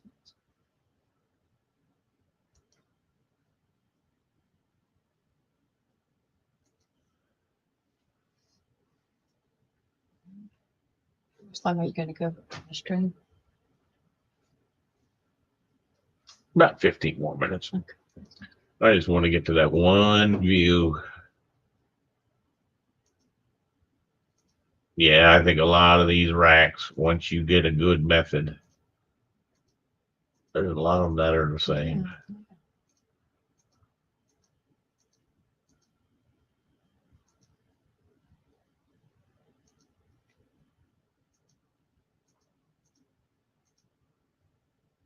Here we go. Oh no.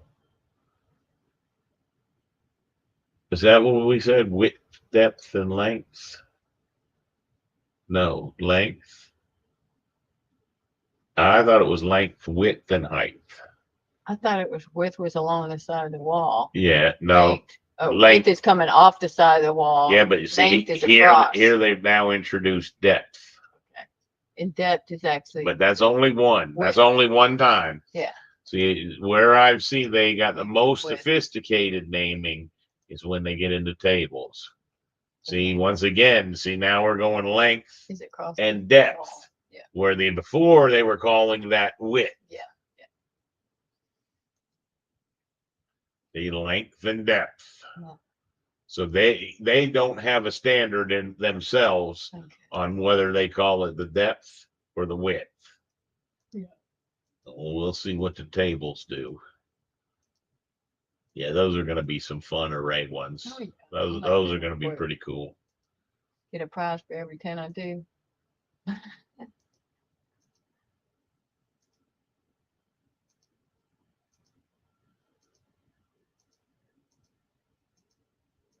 Yeah, prize, get paid for it. That's a prize.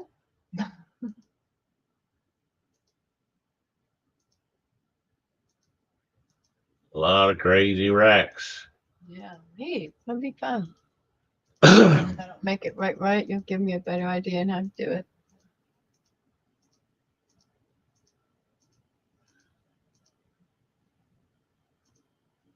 Seating. Now we got the length and the depth. So it looks more like depth than width. I've seen more with depth than we did so far with width. Okay. So let's see what it does when it gets into the tables. What do we got there? Length and depth. Length and depth.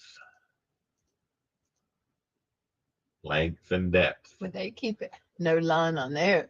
But Well, and that's where I say I don't like how that looks. Yeah, I don't need it. And I'm going to show you how we're going to make that look, and then we're going to go get lunch. Yeah. Okay. I'm glad you're getting hungry. We'll get something good to eat. Then we'll come back and we'll start making some families on our second stream. See, the way this line here and this line disappear, I don't think that's a good idea. Yeah.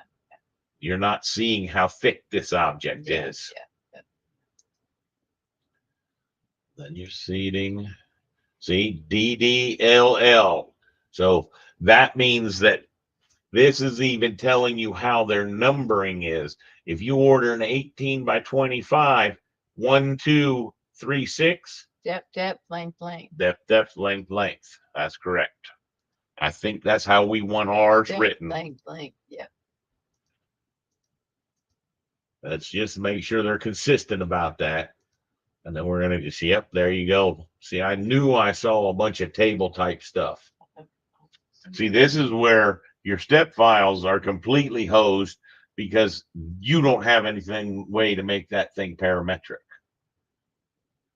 But Yeah, by 'cause building you this just in did. Revit, Oh, and man. if you look, that means with step files, you would need to make 1, 2, 3, Oh, don't kind of thing. 1, 2, 3, 4, 5, 6, 7. Yep. You need to make 21 different families. Yep. Right? Different style. Anything changed about it, I gotta make it again. But if it's step. But if it's not, I can do the visibility. I can turn things off. I can turn things off. I can change on. I can change the Well, style. here you're actually going to see that they created a lot of the same, but they were just The different depths or visibility, yeah. different widths. Yeah. Okay. Yeah. So that's perfect. Get my pen. Depth, length. Yeah, I don't think we want to go with width. I'm glad we flipped through this because I would have been disappointed. Yeah. I just want to get to those tables because I know the tables had some. I think those steps are the only things we're going to build last. Those I see being time-consuming buggers. Or they I have a feeling. Now we're into the tables. Let's see what they do for the tables. Let's get us to a table that they make multiple sizes of.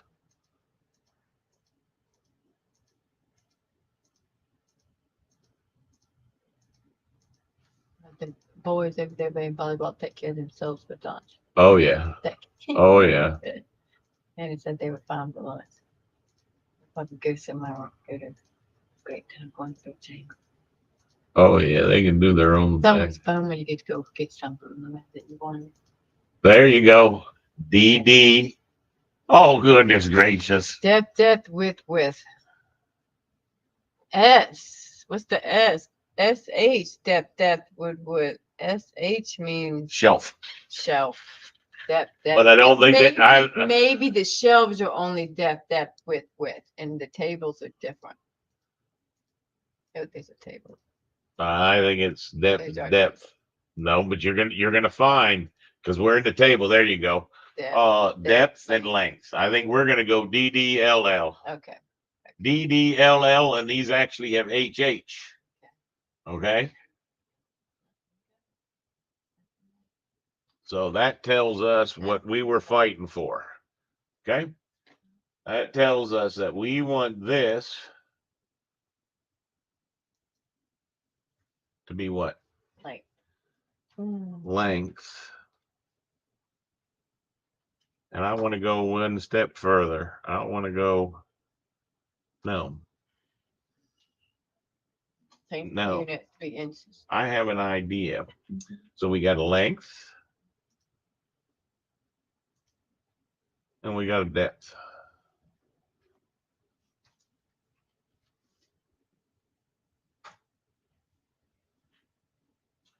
We want, nope.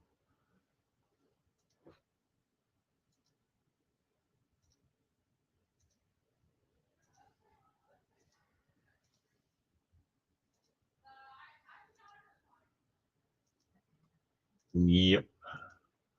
They must be done playing volleyball. Must have been hot. Now I have a question. Can you make a new parameter? So I had to work. Talk about report something. No. I tried to edit one of the reporting ones. Can you make one that says DD and it's going to be an integer We say, okay. Can you make the depth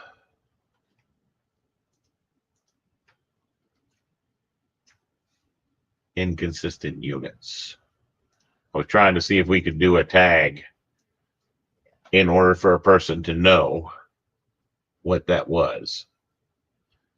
So, but it tells me something more important, which is we notice from working in their files, everything they do is to the inches. Mm-hmm.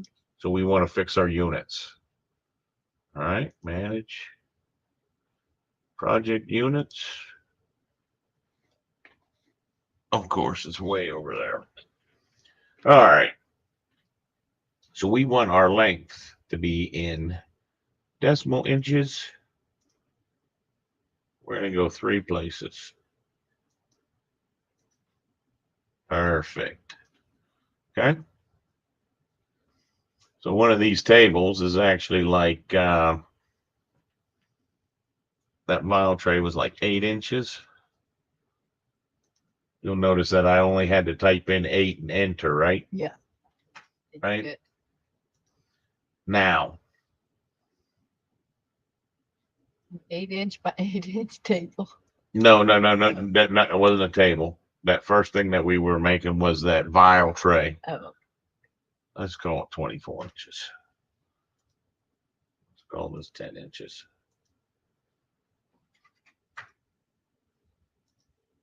Okay. So this is where one of those tricks that I do is I say, image.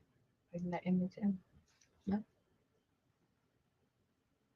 now what I like to do is first I like to build a box around all of that. Right. Finish. We'll call this maybe a 12 inches. Pretty good. All I want to do is pick all these, select all instances. Nope, can't do it that way. So you go that way, filter.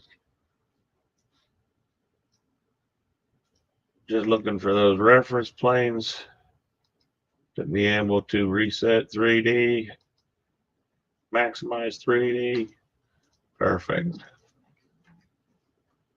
Now, we'll want to, you can typically set your scale. My recommendation is you should always set your scale like this. Right? Get them all at once. Yep, I like that. I did that.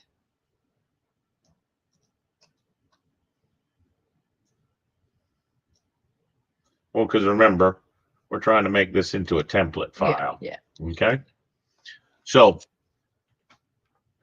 typical theory would have it that if you were going to do that extrusion, you would do something like you would be doing an extrusion and be thinking that you want to put a radius in the corner. I don't think that's the proper way to do it. I showed you why those radiuses don't work. Okay. Now, we go to the front view real quick. Create a reference plane.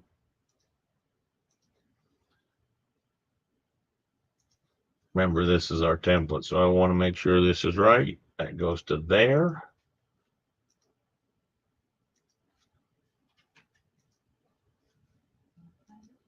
Height, right?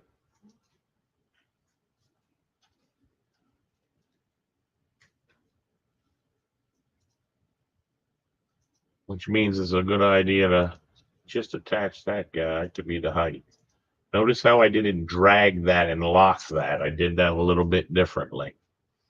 Okay. Okay. So now. So you just drag it to it and it won't, if you don't like to lock it, you just stick it. Correct. So now what I want, I guess I'll just get my views lined up. So these should be your, yep, that view. I'm just going to tuck that on that one. This view, we're just going to tuck him.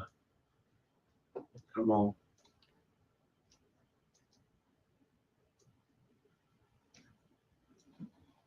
Uh-oh.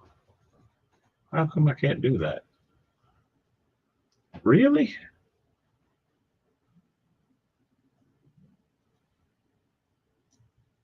Never noticed that before. What couldn't do? Are you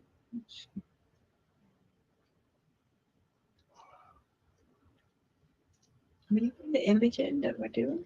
Or do you bring the image? Let's see.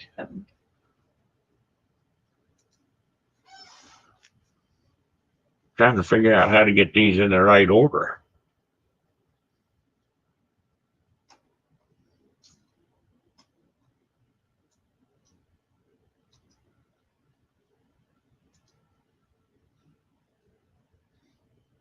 Too big.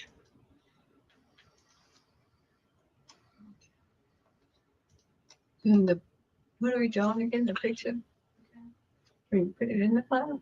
In the plan view or something?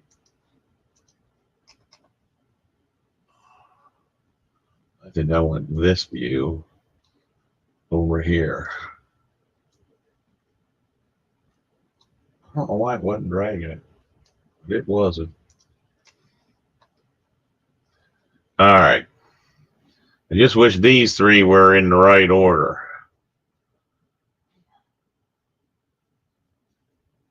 Which, could you drag this and put it with that view? Nope, because now this is a big one. Can you get this 3D view? Yeah, well, I think I might be able to. Come on. There should be a sweet spot. Right there. Well, there you go. All right, now, sorry about that. So then Where do we draw again? we're drawing that vial tray. Where is it at? Screen. What is it? Okay. Just hold on. Sure. All right. So what we want to do is we want to steal this guy here. Yeah. Okay. So we're going to edit this family, which is going to be a filleting family.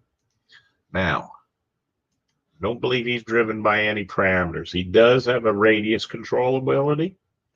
What I need is another controller on there.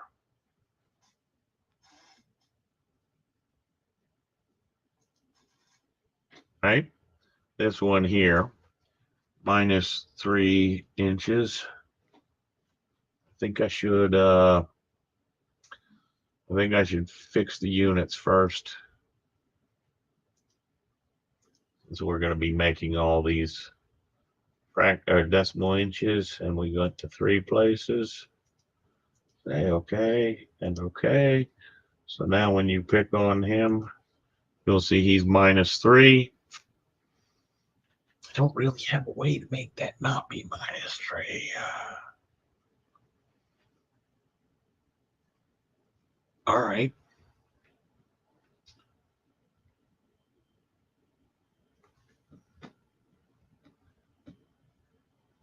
No, you don't have a way to do that, do you? Nope, you don't. Before we would tweet something around that four edges and put that circle on. Nope, I know that mentality. That mentality I've tried. My problem is see,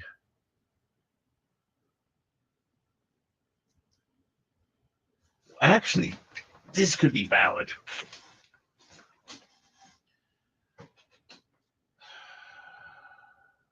See what happens here, if you went to a front view, you would not think this, but if I can get to that section, that reference plane, Mhm. and I take that reference plane, oh, let's see, let's hide that view. If we take that, you can't unlock the alignments from the family template. All right, I can stretch it. What I want to do is reverse it.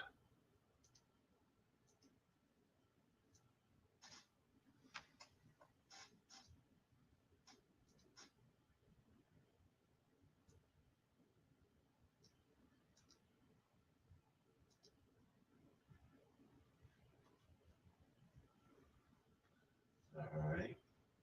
That's from the front. That's from the left.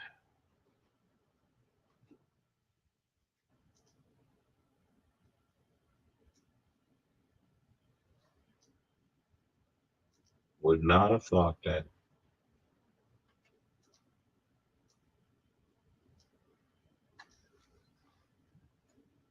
That could, I think maybe I know why. Create extrusion.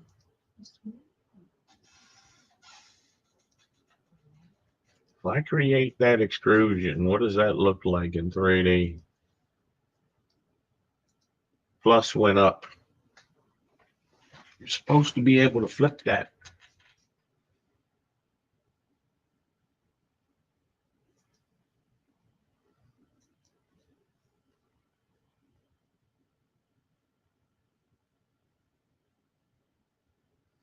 I want to try one more thing before I do this.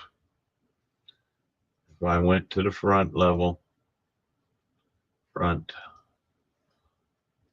and we turned on this thing, we grabbed him and flipped him over. And then to the left, grabbed him and flipped him over. Nope. Nope.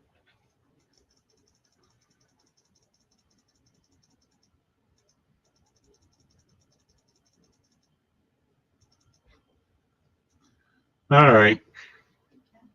Well, I mean, let's go get some lunch and take a break and we'll think about it at lunch. And I know that's how we're going to build everything in that thing. Yeah, well, that's how we're going to do it. Yeah. Hold on, just let me get back to the. Sure. All right. So what we want to do, that would work. That would work. Ready? Mm-hmm. The front view. Create a reference plane.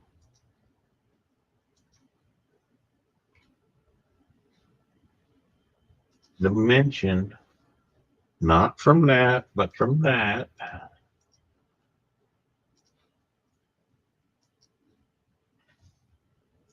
This is going to be called the length. Oh, I want that to be an instance parameter.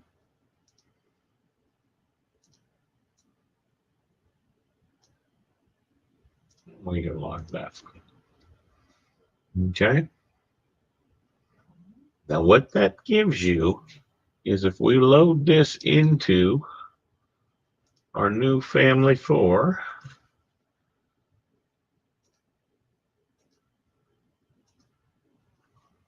okay. So whatever this height is right here, 8 inches. That means if this was set to be 8 inches for its length, then it would come in the right length. Okay, so my theory of how you do these is like that. Lock and lock. And then Space bar, space bar, space bar. Lock and lock. that's nice.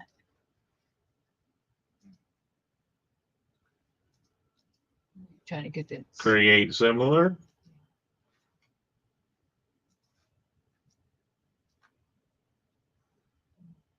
Right? Lock and lock.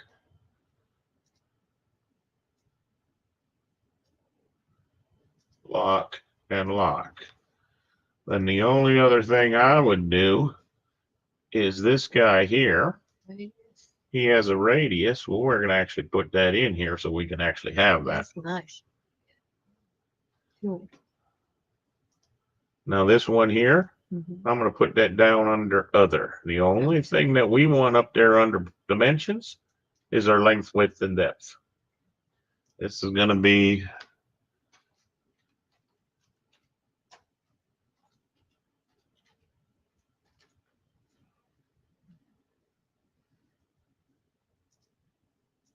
except I didn't spell it correctly. Didn't change it. Now, Change it to 2 inches to see if it works. but you see how we've got these lines at the Well, corner? change it to 2 because it's too big of a thing. Oh, okay. It'll be the right thing. That's fine. I want to just fix this anyway. I misspelled it. Fillet radius. All right. Now that's actually going to be, they had 0.125. Oh, let's see. Oh, I say 1/4. Wow, that's nice. If they took off that edge. See, but most people, when they're trying to do a fillet, That's nice. That's sweeter looking, the bigger one. Yeah. mm-hmm.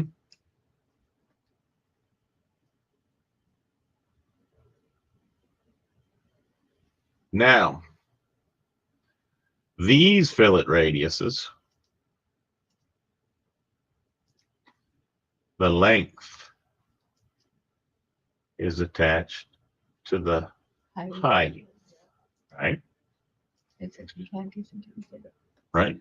Now, if I come down here, you'd actually see I have a generic model named the fillet edge.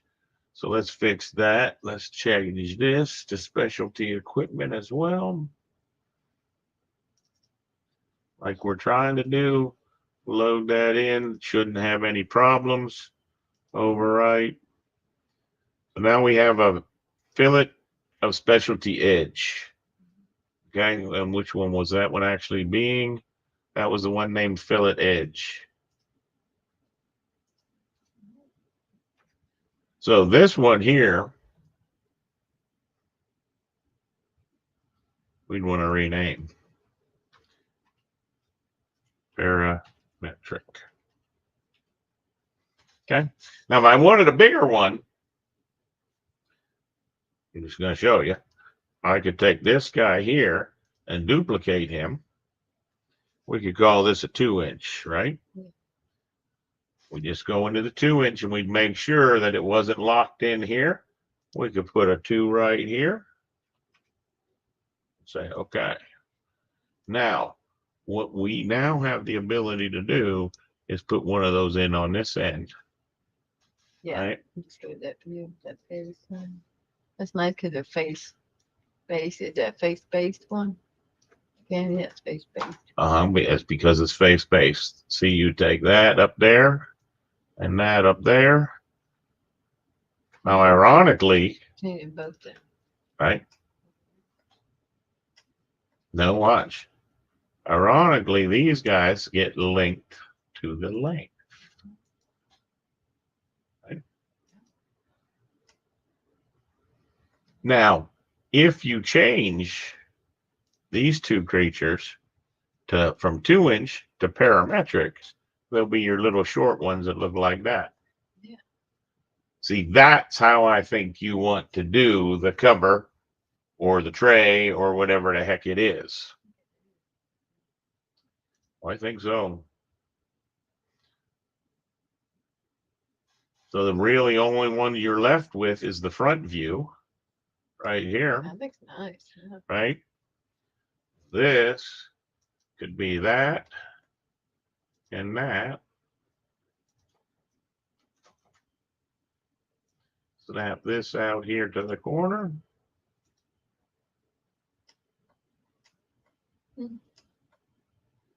Yeah, see it all looks like all of them together. Working. Well, you know what? I forgot to lock a couple of those. So you can see right out here Oh, wow. and here, these two need to be to my depth. Now, It looks so sweet when you're dragging on it and then turn it. You can't see the lines, and you can make the line disappear when you click on it and maneuver it. Do it right now. Like, yeah, like that. Yeah, that makes it just look like the picture. yeah, but see, I'm telling you, if we did that, look at how you wouldn't have any lines out there. I know, but it looks so good because it goes a different color, kind of. But you're right. I like it. But See, right there, you wouldn't have any lines. yeah. That's the problem with doing it that other way, is Yeah. you lose all those lines. Yeah. I personally think that that works out pretty doggone good. So Yeah. What's it look like in that, not shaded view, but that real life look window? oh, I mean, the top one. Yeah, that one. this? Yeah. I didn't know if it turned the metal. Okay. No, we haven't applied any material yet,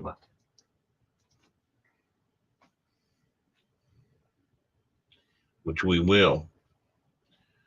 We do want to get that material working.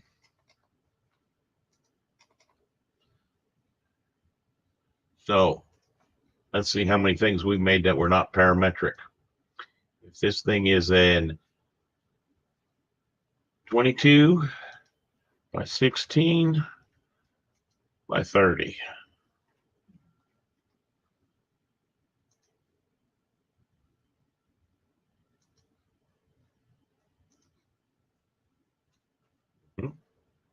All the side, one of the side ones. It looks like all the top ones worked. It's just this end here. Yeah, it just didn't lock them. Did it? Just that one, you didn't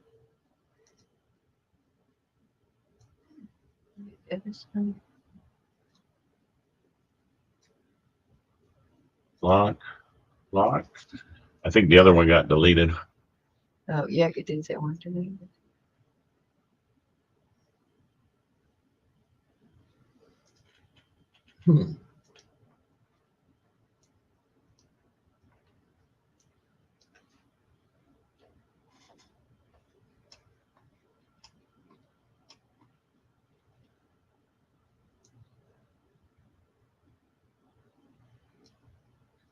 Lock, no lock. Telling me now. Oh, I missed one on the front face. This one here on the front face got wiped out.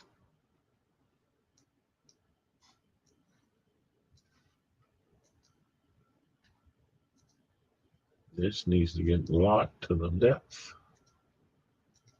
Spun around. And lock and lock. So if you want to know if it's working, you come here and you make that 1 inch. Nice. See?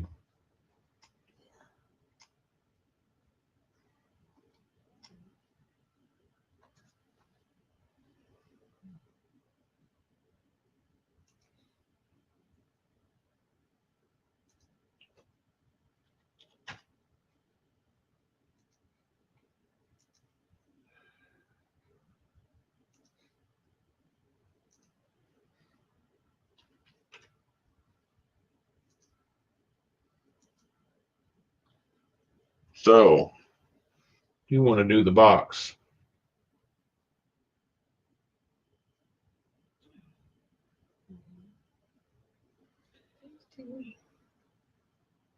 If you took those three shapes and hid them in that view, what would they look like? The what? The shapes that you have on the edge, if you delete right there, because they voided, right? They voided stuff. Hide that. If you turn the visibility off? Yeah, I mean, if you don't, no, No, but- you still, I want to steal the shape, but I don't want to see the shape. Oh, as soon as you turn off the shape, then the extrusion goes away, the void. I was gonna say, because once you cut it, then if you could just make Well, it, what so do it you disappears. notice? Do you notice that when I'm picking on there? Do you see how that thing looks to be that big? Yeah, That is related to this. See this thing here? yeah. If I bring that up and attach that to the bottom, now load it in there. Okay, what it's showing you is the actual box. No, I lied to you. Maybe you can attach it. See, if I go like this, I'm wondering if you made them see through those three edges. do you see how now it highlights the whole thing? Yeah, yeah, I see it. Before it was only highlighting it's highlighting this length of this guy right here is what Yeah. it's highlighting. if you made it transparent, it would just go back to showing the one line. No. It's to show two. Didn't matter, right? That object that's on there. No, no, that's the actual cutting of that That's the face. actual cutting, yeah, because it's all a void. There is no 3D. That is it. That's right. Yeah. It's because it actually thinks it's not tangent, but you see what you've created is something that you wouldn't think. You wouldn't think you could take this thing down to a 5 by 5 by 5. And you could change the radius on it too. Look at that. Yeah. And you can change the radius. Yeah, to be smaller. Yeah.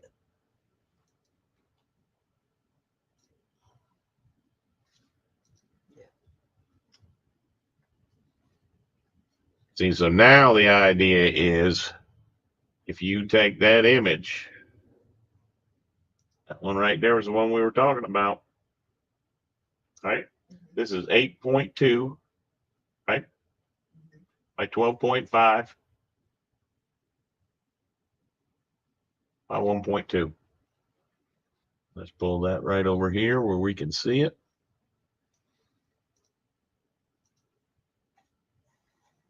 Now, the only thing I would recommend, so how's this going? This is going, so this, we actually want to go down. We want to go depth, depth, length, length, right? That's how they said it. Depth, depth, length, length, height, height. Yeah. So if it was on a table, you could write all those things and you could make 15 families in 5 minutes. Yeah. Right? Yeah, If you've got it parametric. Yeah. In this case, we got a 8.5 by 12.5 by 1.2.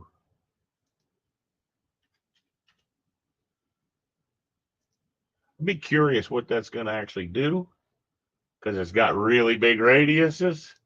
But remember, our radiuses for this actual piece are going to probably be about 0.25. You could make them 0.12, but I think a 0.25, I think that pretty much shows that cover. Yeah. Oh, yeah. Right? Yeah, the top of that's perfect. Yep. Yep. Yeah. Okay.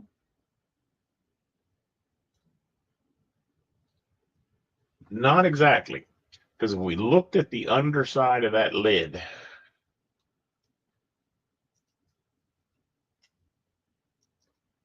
Needs to be a void in that because it's open. Yep. that needs to be a void. Oh, a 1/4 inch thickness all the way around, right? Yeah. That's what we said, or 1/8, not. Well, Or you said 1/4 inch is what we should build. that's the interesting one. That's where what I think I would do is I would come in here and this fillet edge.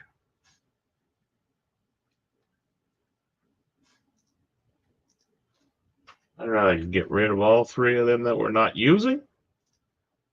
I'm going to rename this one to K for keep. Okay. I want to go back to mine. And I want to pick on this and double click and say edit. Go to the floor plan. Okay.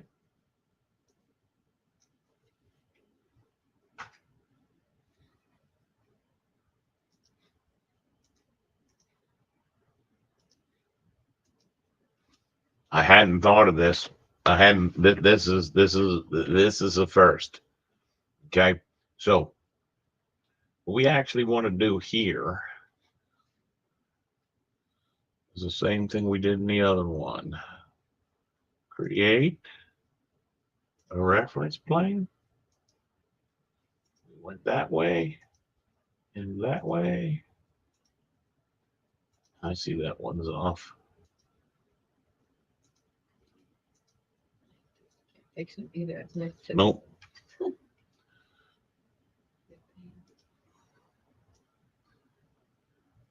Well, you know what you could actually do that'll blow your mind? Ready? You want to go to a whole nother level? Watch this trick. Come over here.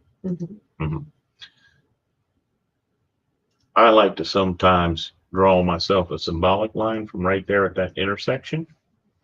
Now what I can do is I can go this one, this one, this one, this one, this one, this one, this one, that one, and that one. Okay. Mhm. I can copy that to the clipboard. I can come to here. I can paste. Now you'll see why I wanted to do that. See, if I could hit enter right now, I'd be good, but I can't hit enter. I got to pick on the screen. Well, what you do is you pick on the screen and then you say move.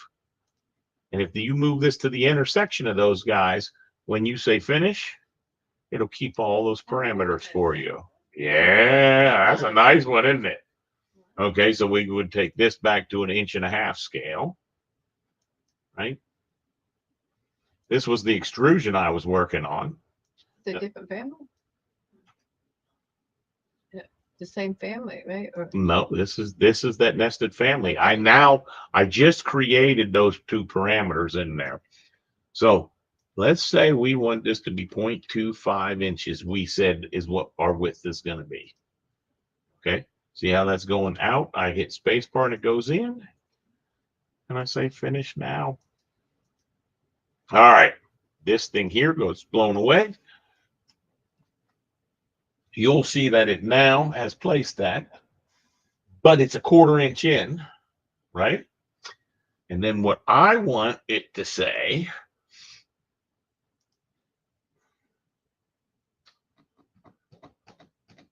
and you could really put that 1/4 inch dimension on all of those. This one here, we don't want that to be an instance. We're going to make that be a type. No, you know what? We should make all those be instances. This should have brought a radius. I'm surprised it brought, oh, that radius was in there from before. Okay, that makes sense. All right, so what I want it to do is I want it to actually be as a 1/4 inch because I didn't bring the height then. So I need to make a new one. Length, DDLLHH. Height. I got some water. Can I get you a Pepsi? No, I really want to go get something to eat. So go ahead, go get your water. Okay.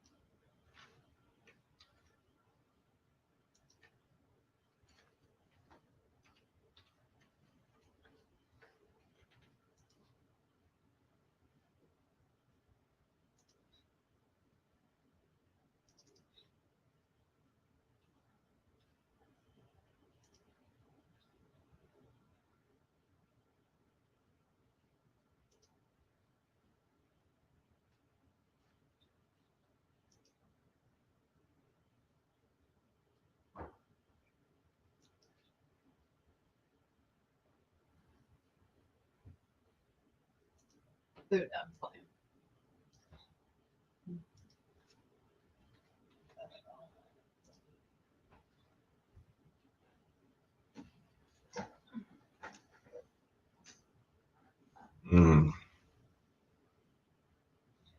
All right.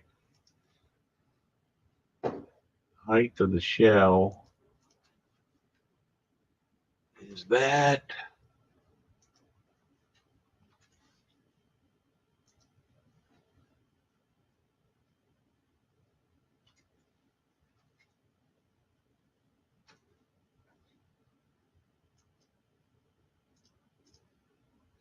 we want to do is we want to take that. Can we break that? Yep. Remove the constraint. What we want to do is we want to take that and we want to make that be the height of the shell. Now, if we load this into the project, put one right there.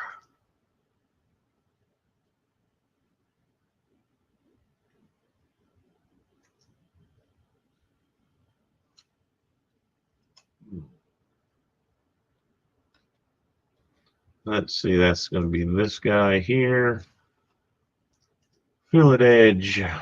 Let's make this be 1 by 2.5.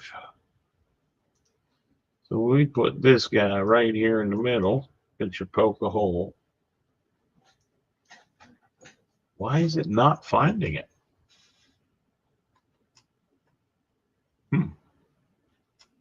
Is it too big, the hole, or is it?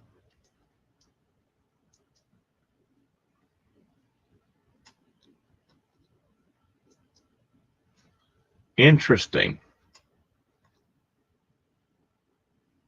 It can't go from underneath. That's not what I would have ever expected. So that means you have to drag, not that, this one up. Right? You need to drag this one up. And that one, you need to make the -1 go away. Okay. Let's load that into the project. Override it. Will it now work? Well, that means that can it go into this one? No. So that only works for an undersided object.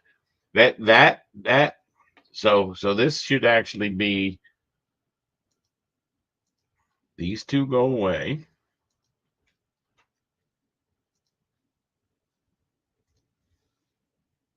This is called the shell void.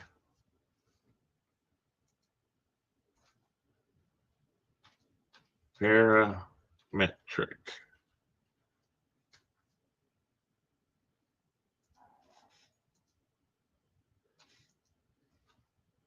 Okay.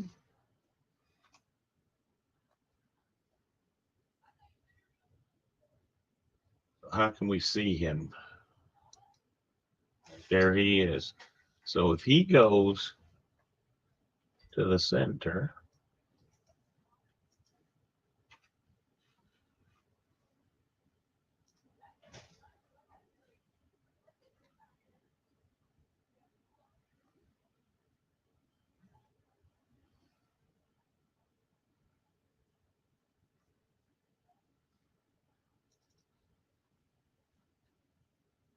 depth equals depth. Length equals length. Height equals height.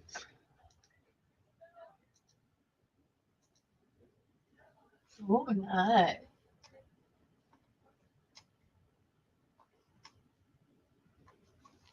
That would be a parametric shelf. Okay. Now, that shell void, I'd like to get a little bit fancier with that. So we edit him. All right. What I want to do with that shell void is this shape. No, undo that. All right. This shell void, if we edit that extrusion, look at this from the plan view, come in here, we simply say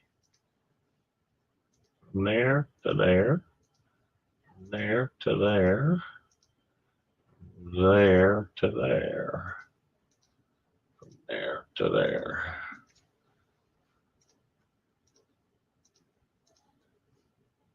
We took all those, made those a dimension called other.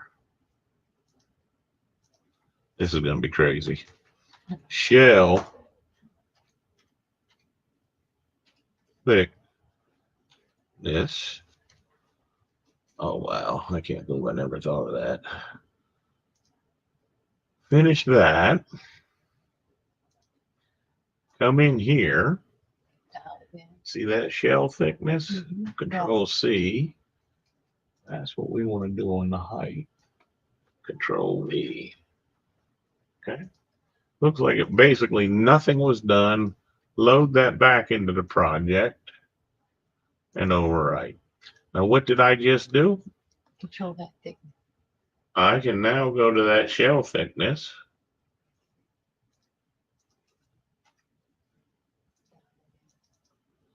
Right. Those are all equaled right here.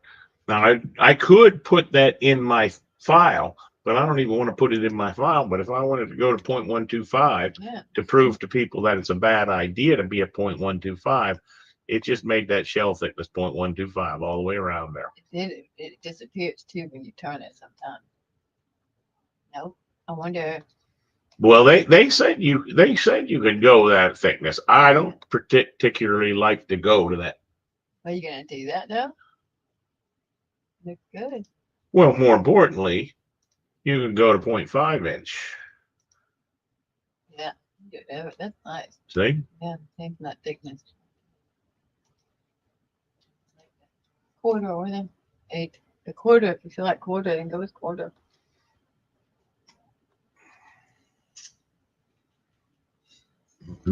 Build the offset in it.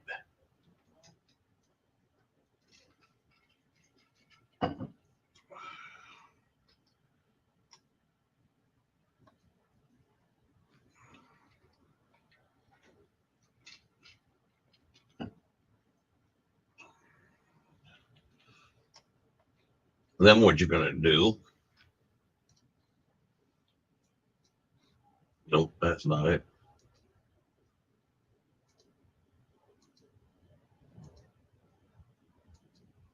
Where's my other family at? Yeah, when did that? Let's see. Yeah, just want to see it real quick. Raytech right there. That one right there. He's this test guy, and I'm guessing he wasn't open. Let's open him up in that one.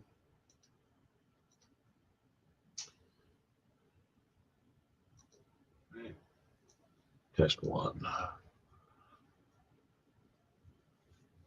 Oh, that was a project. Can't drop it in the project.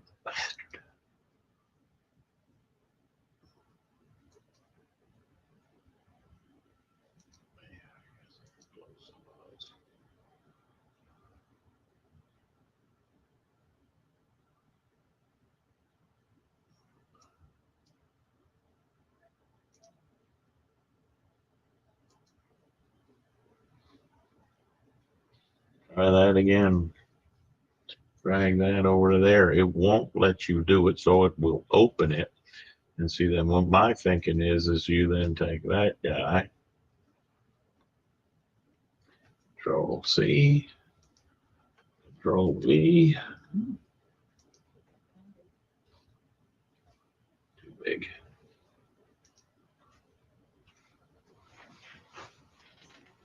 Oh, it was this guy here. So what you want? That's right. You can't do a copy and paste.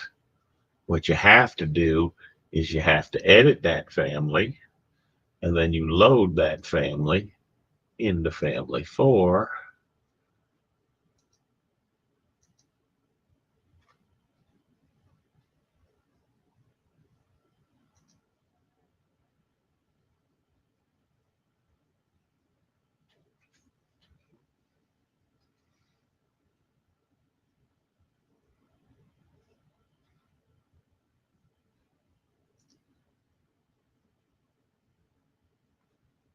No, not that one. This one. Still has a radius stuck in it.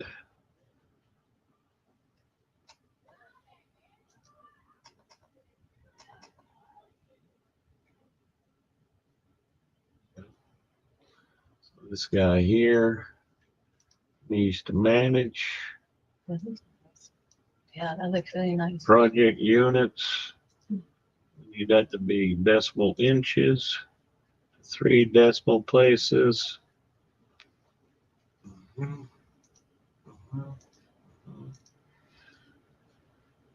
Where did this know how to? That just was all done right there. See, so if you had this as 0 and minus 0.25, and you loaded it into the project, that would flush that up at the top.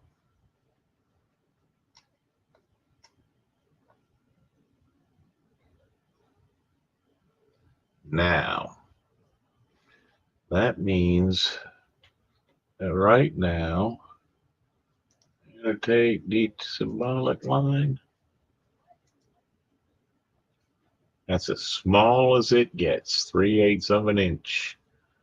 Just to check that, manage additional fill patterns, model.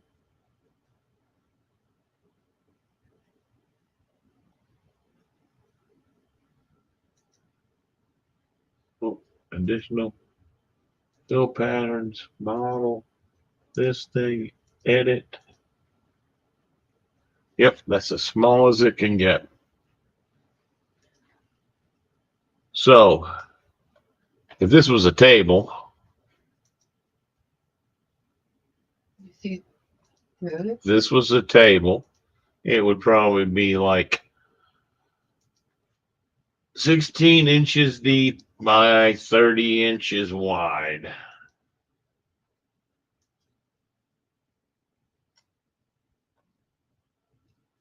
See, that's the one. So I think it's 2 perforated. All right, so what you want to know is, can you come here? This is not what you would think. Can you take this and rotate that 45 degrees and load that into the project?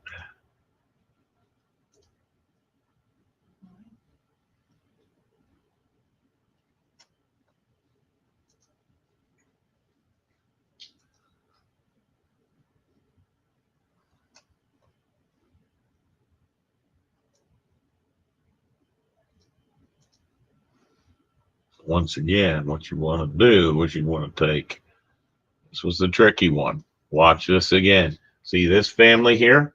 If I go in here, I've got the screen material. I've got something named a radius, which I no longer need, but I don't have my length and my width. See how I don't have my length and my width? Yeah, from the table. Right. Yeah. So instead of me actually naming the length and the width, what I can do is I can take this here, another drawing that has those parameters in there. You got to draw a line from the origin and now grab all those objects. Otherwise, the dimensions will get deleted when you put them in. You don't grab the original vertexes or you end up with doubles in there. You get it? Copy it to the clipboard, paste it. Don't try to paste it close. Paste it over there, move it. Okay. See, so now what that'll do is that'll allow me to take this object, right? Delete that.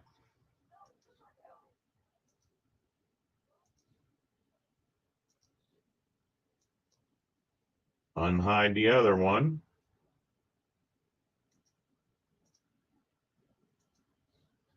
Edit. Delete the object.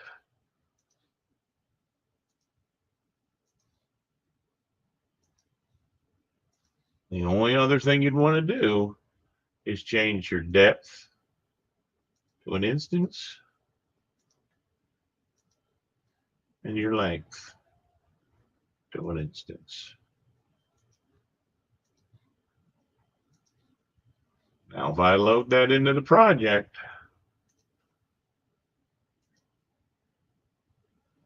what's done is this guy. And what you'd see that, oh, I know what probably is getting it. What is the name of that object? Screen. Which one was it? Screen what? Perforated 2.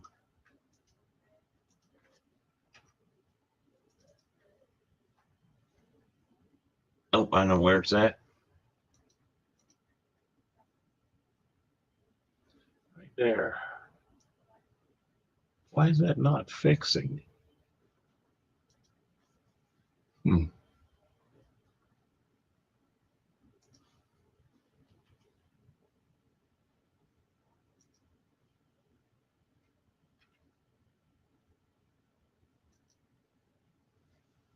It wasn't locked in here, huh?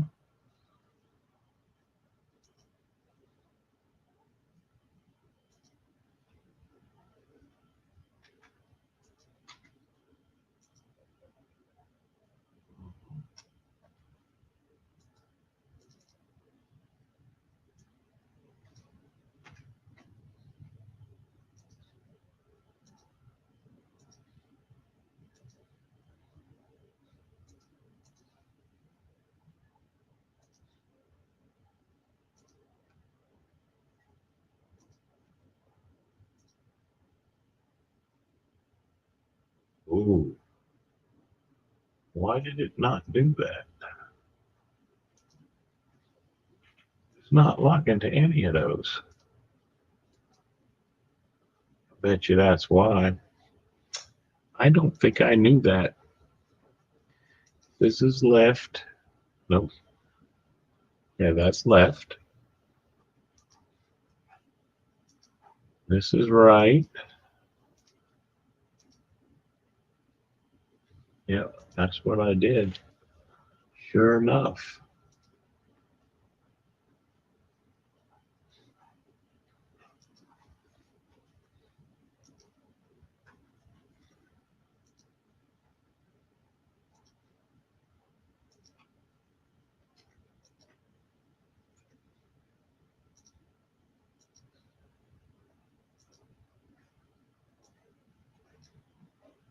I think I might have just learned something that I did not know. What? I think if those things aren't strong references, things when you draw, you don't get attached to them. That's what I've always used strong is what I've always used. Well, I'm using. I switched it to left and it didn't do it, you know. Yeah, well, let's see. See, for some reason, I thought whenever you had reference planes in there, now it could also be that they got copied. I think they have to be strong to be good.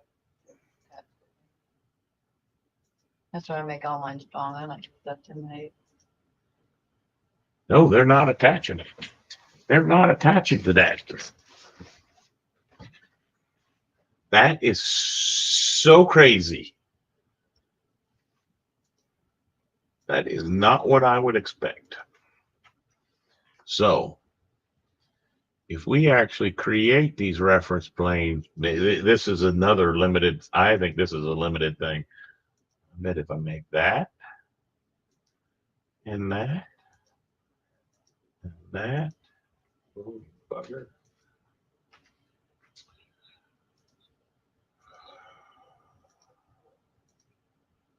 I'll bet you now those things get attached to them.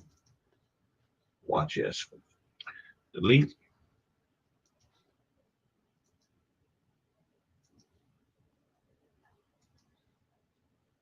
Left and right. Let's see.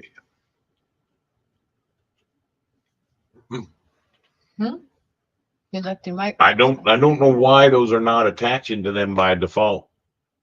They should be. if I take that guy there and move him to the depth, see, it did work. It did work. But because they weren't drawn in the file, They had because to be I drawn copied first. and pasted them, Yeah, because I yeah, copied yeah, and pasted them, that's right. that messed them up. Yeah, so did. Son of a gun, man. They have so many bugs in this software. Oh, it's changing. No, that's a bug. I'm Yeah. sorry. That's a bug. Oh, you've made a lot of families over the years. I'm just surprised that you haven't known about some of these. I know you've done a lot of farming. Well, I just recently learned that you could copy those reference planes in, right? So that you didn't have to recreate those you showed parameters, me. Yeah, yeah. But but it pretty somehow it impressive. corrupts them. Yeah, yeah. It doesn't want you to do it.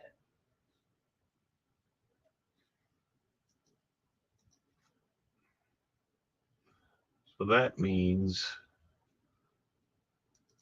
this guy, if I now draw him like that, now let's try loading this into the project. Uh-huh.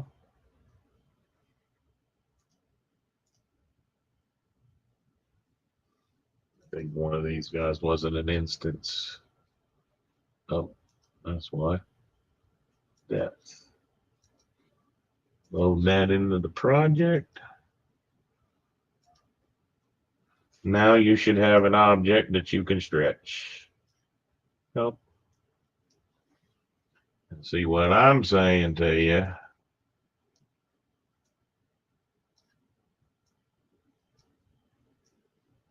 This is another one. This is one of those face-based families. Mm-hmm. This is the solid that gets attached to it. What I like to a lot of times do is shrink that down to wherever I need it to be. Yeah. But you got to be careful not to shrink it too much. Okay. Outgrow itself. Because yeah, well then it'll have a hard time when you when you edit it. It'll say that it can't do it. Make this 1.5. That's a little bit more reasonable. Load that in. So now what we've got,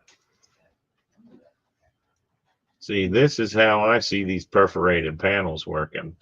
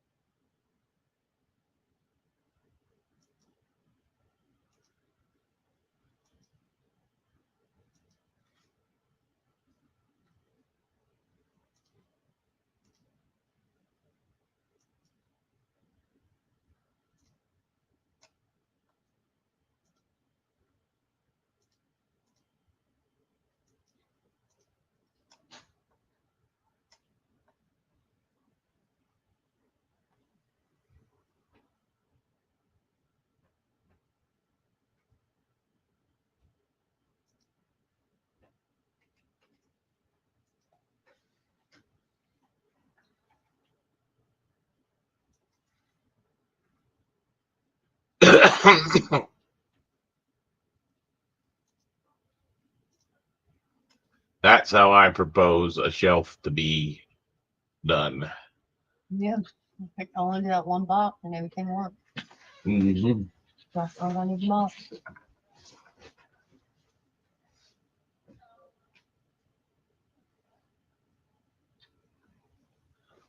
That means you took this guy, right?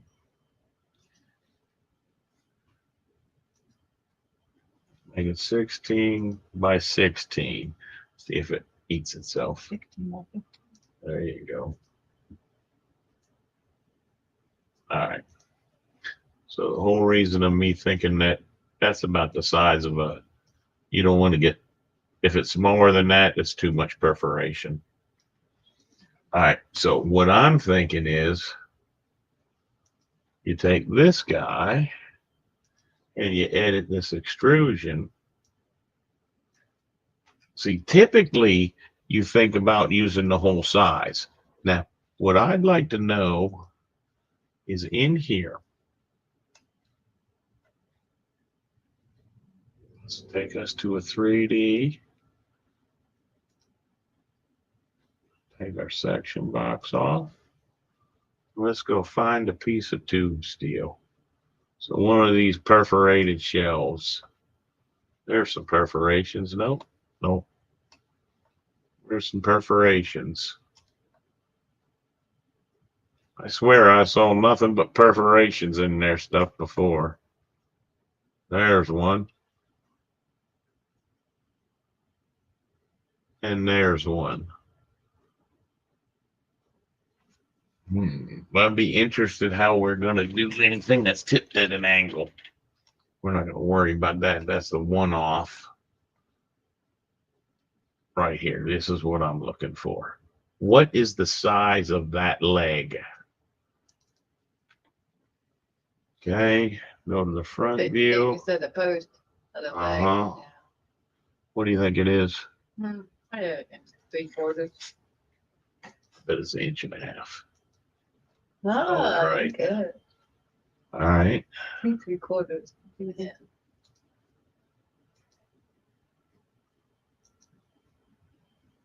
All right. So the other thing that we had was on racks and stuff. That's a square. That's a square, but a stronger radius. Is that 1.5 inches? You think? Yeah. Still smaller. It does look smaller, I think. Well, that's going to be important because we're going to need to know how many different types of tube steel. So they do got 1 inch. All right.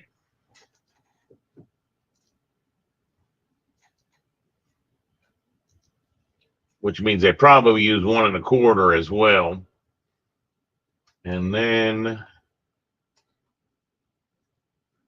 see, that's the square. That's the square.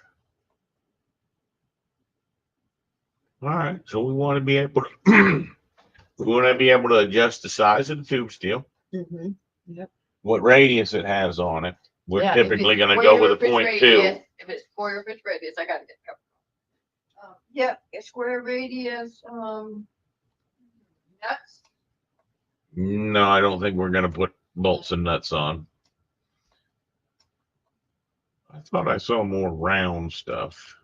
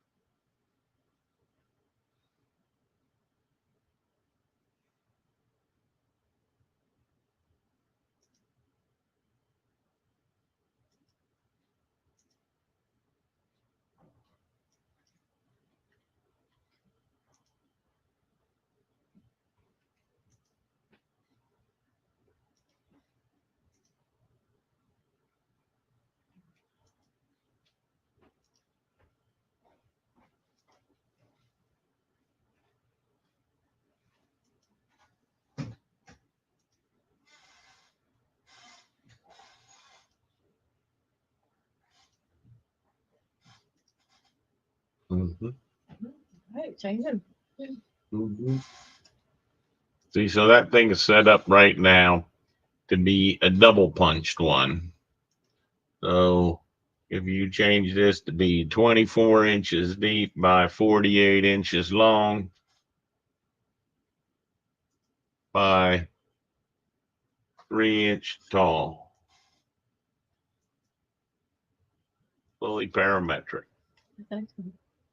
You see that? You see that? How that's messing up right there? How that's looking like it's real deep through there? Uh-huh. That's because in this guy here, this extrusion object, the object that gets cut, Mhm. is so deep. That's the only reason. So you might just make that -1. And now you'll see that when you push it into your family, it won't have that weird overlap. See, now when I pick on it, you see how it's only showing me a 1 inch Okay. cut? Okay. For that, for the perforated. Mm-hmm. But I think that reads as perforated. Oh yeah. Oh yeah. I'd like to see it with other stuff behind it, and it looks great because you can see the edge of the. That's why I wanted to know if you could see, because your other void went and cut up underneath it, and then this went on top of it, and now you can see through it, which is good. I don't know. Before the perforated stopped, because you couldn't see through it, you'd see the other half of it, the bottom part of it, right? That was without the shell. Yeah. So this guy here, let's see if we purge everything out, should get rid of the screen, right?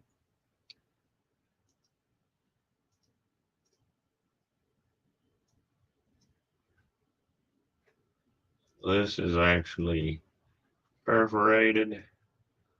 And see, that's set up right now.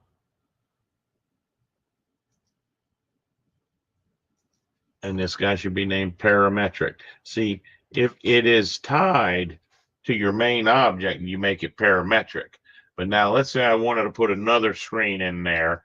I could come in here and I could duplicate him.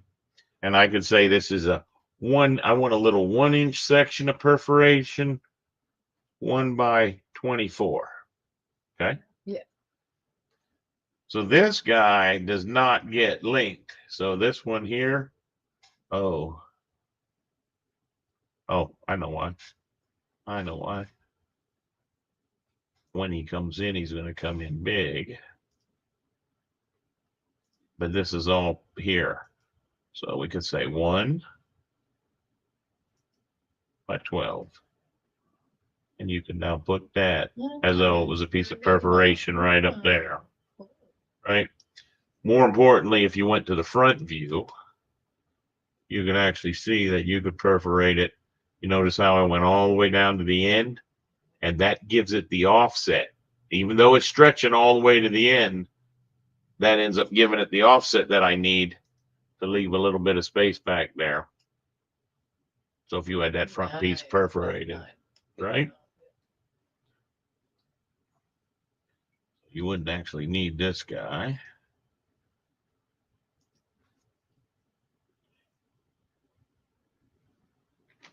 This guy named Fillet Edge. He gets that. We name these? Nope. Left. Control C. Control V. What? We just make red last time. All right.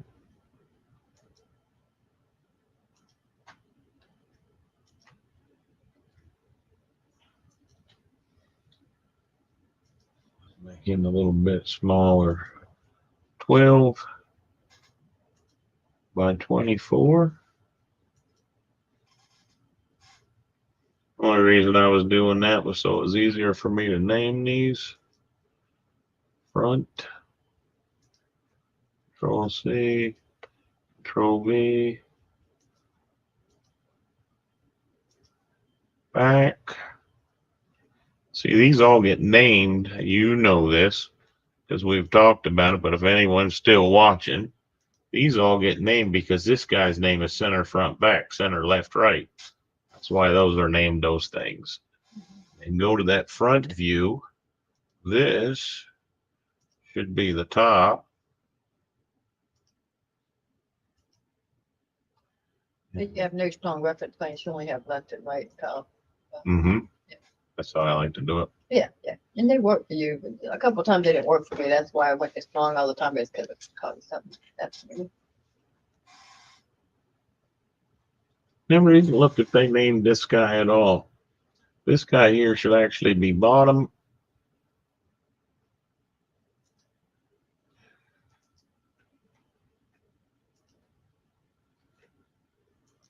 All right.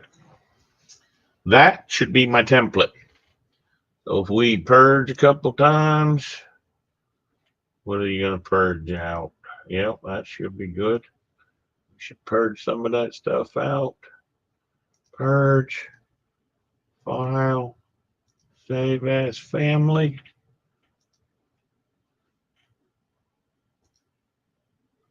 All right.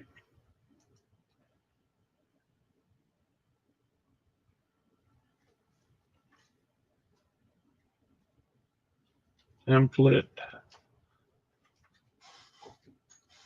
Free standing. And that's where we're going to stop. So I hope like heck Raytech didn't watch all of that. If you do, that's fine. Could teach you how to create these families yourself. But I'm going to go ahead and stop this stream. And then in a little bit, I'm going to put another stream up. And that's going to be more in depth of how we're going to make the rest of these templates. You'll notice I named this guy template freestanding. We need to make a template for wall mounted objects. And we need to make a template. What was the other one? Oh, for objects that are,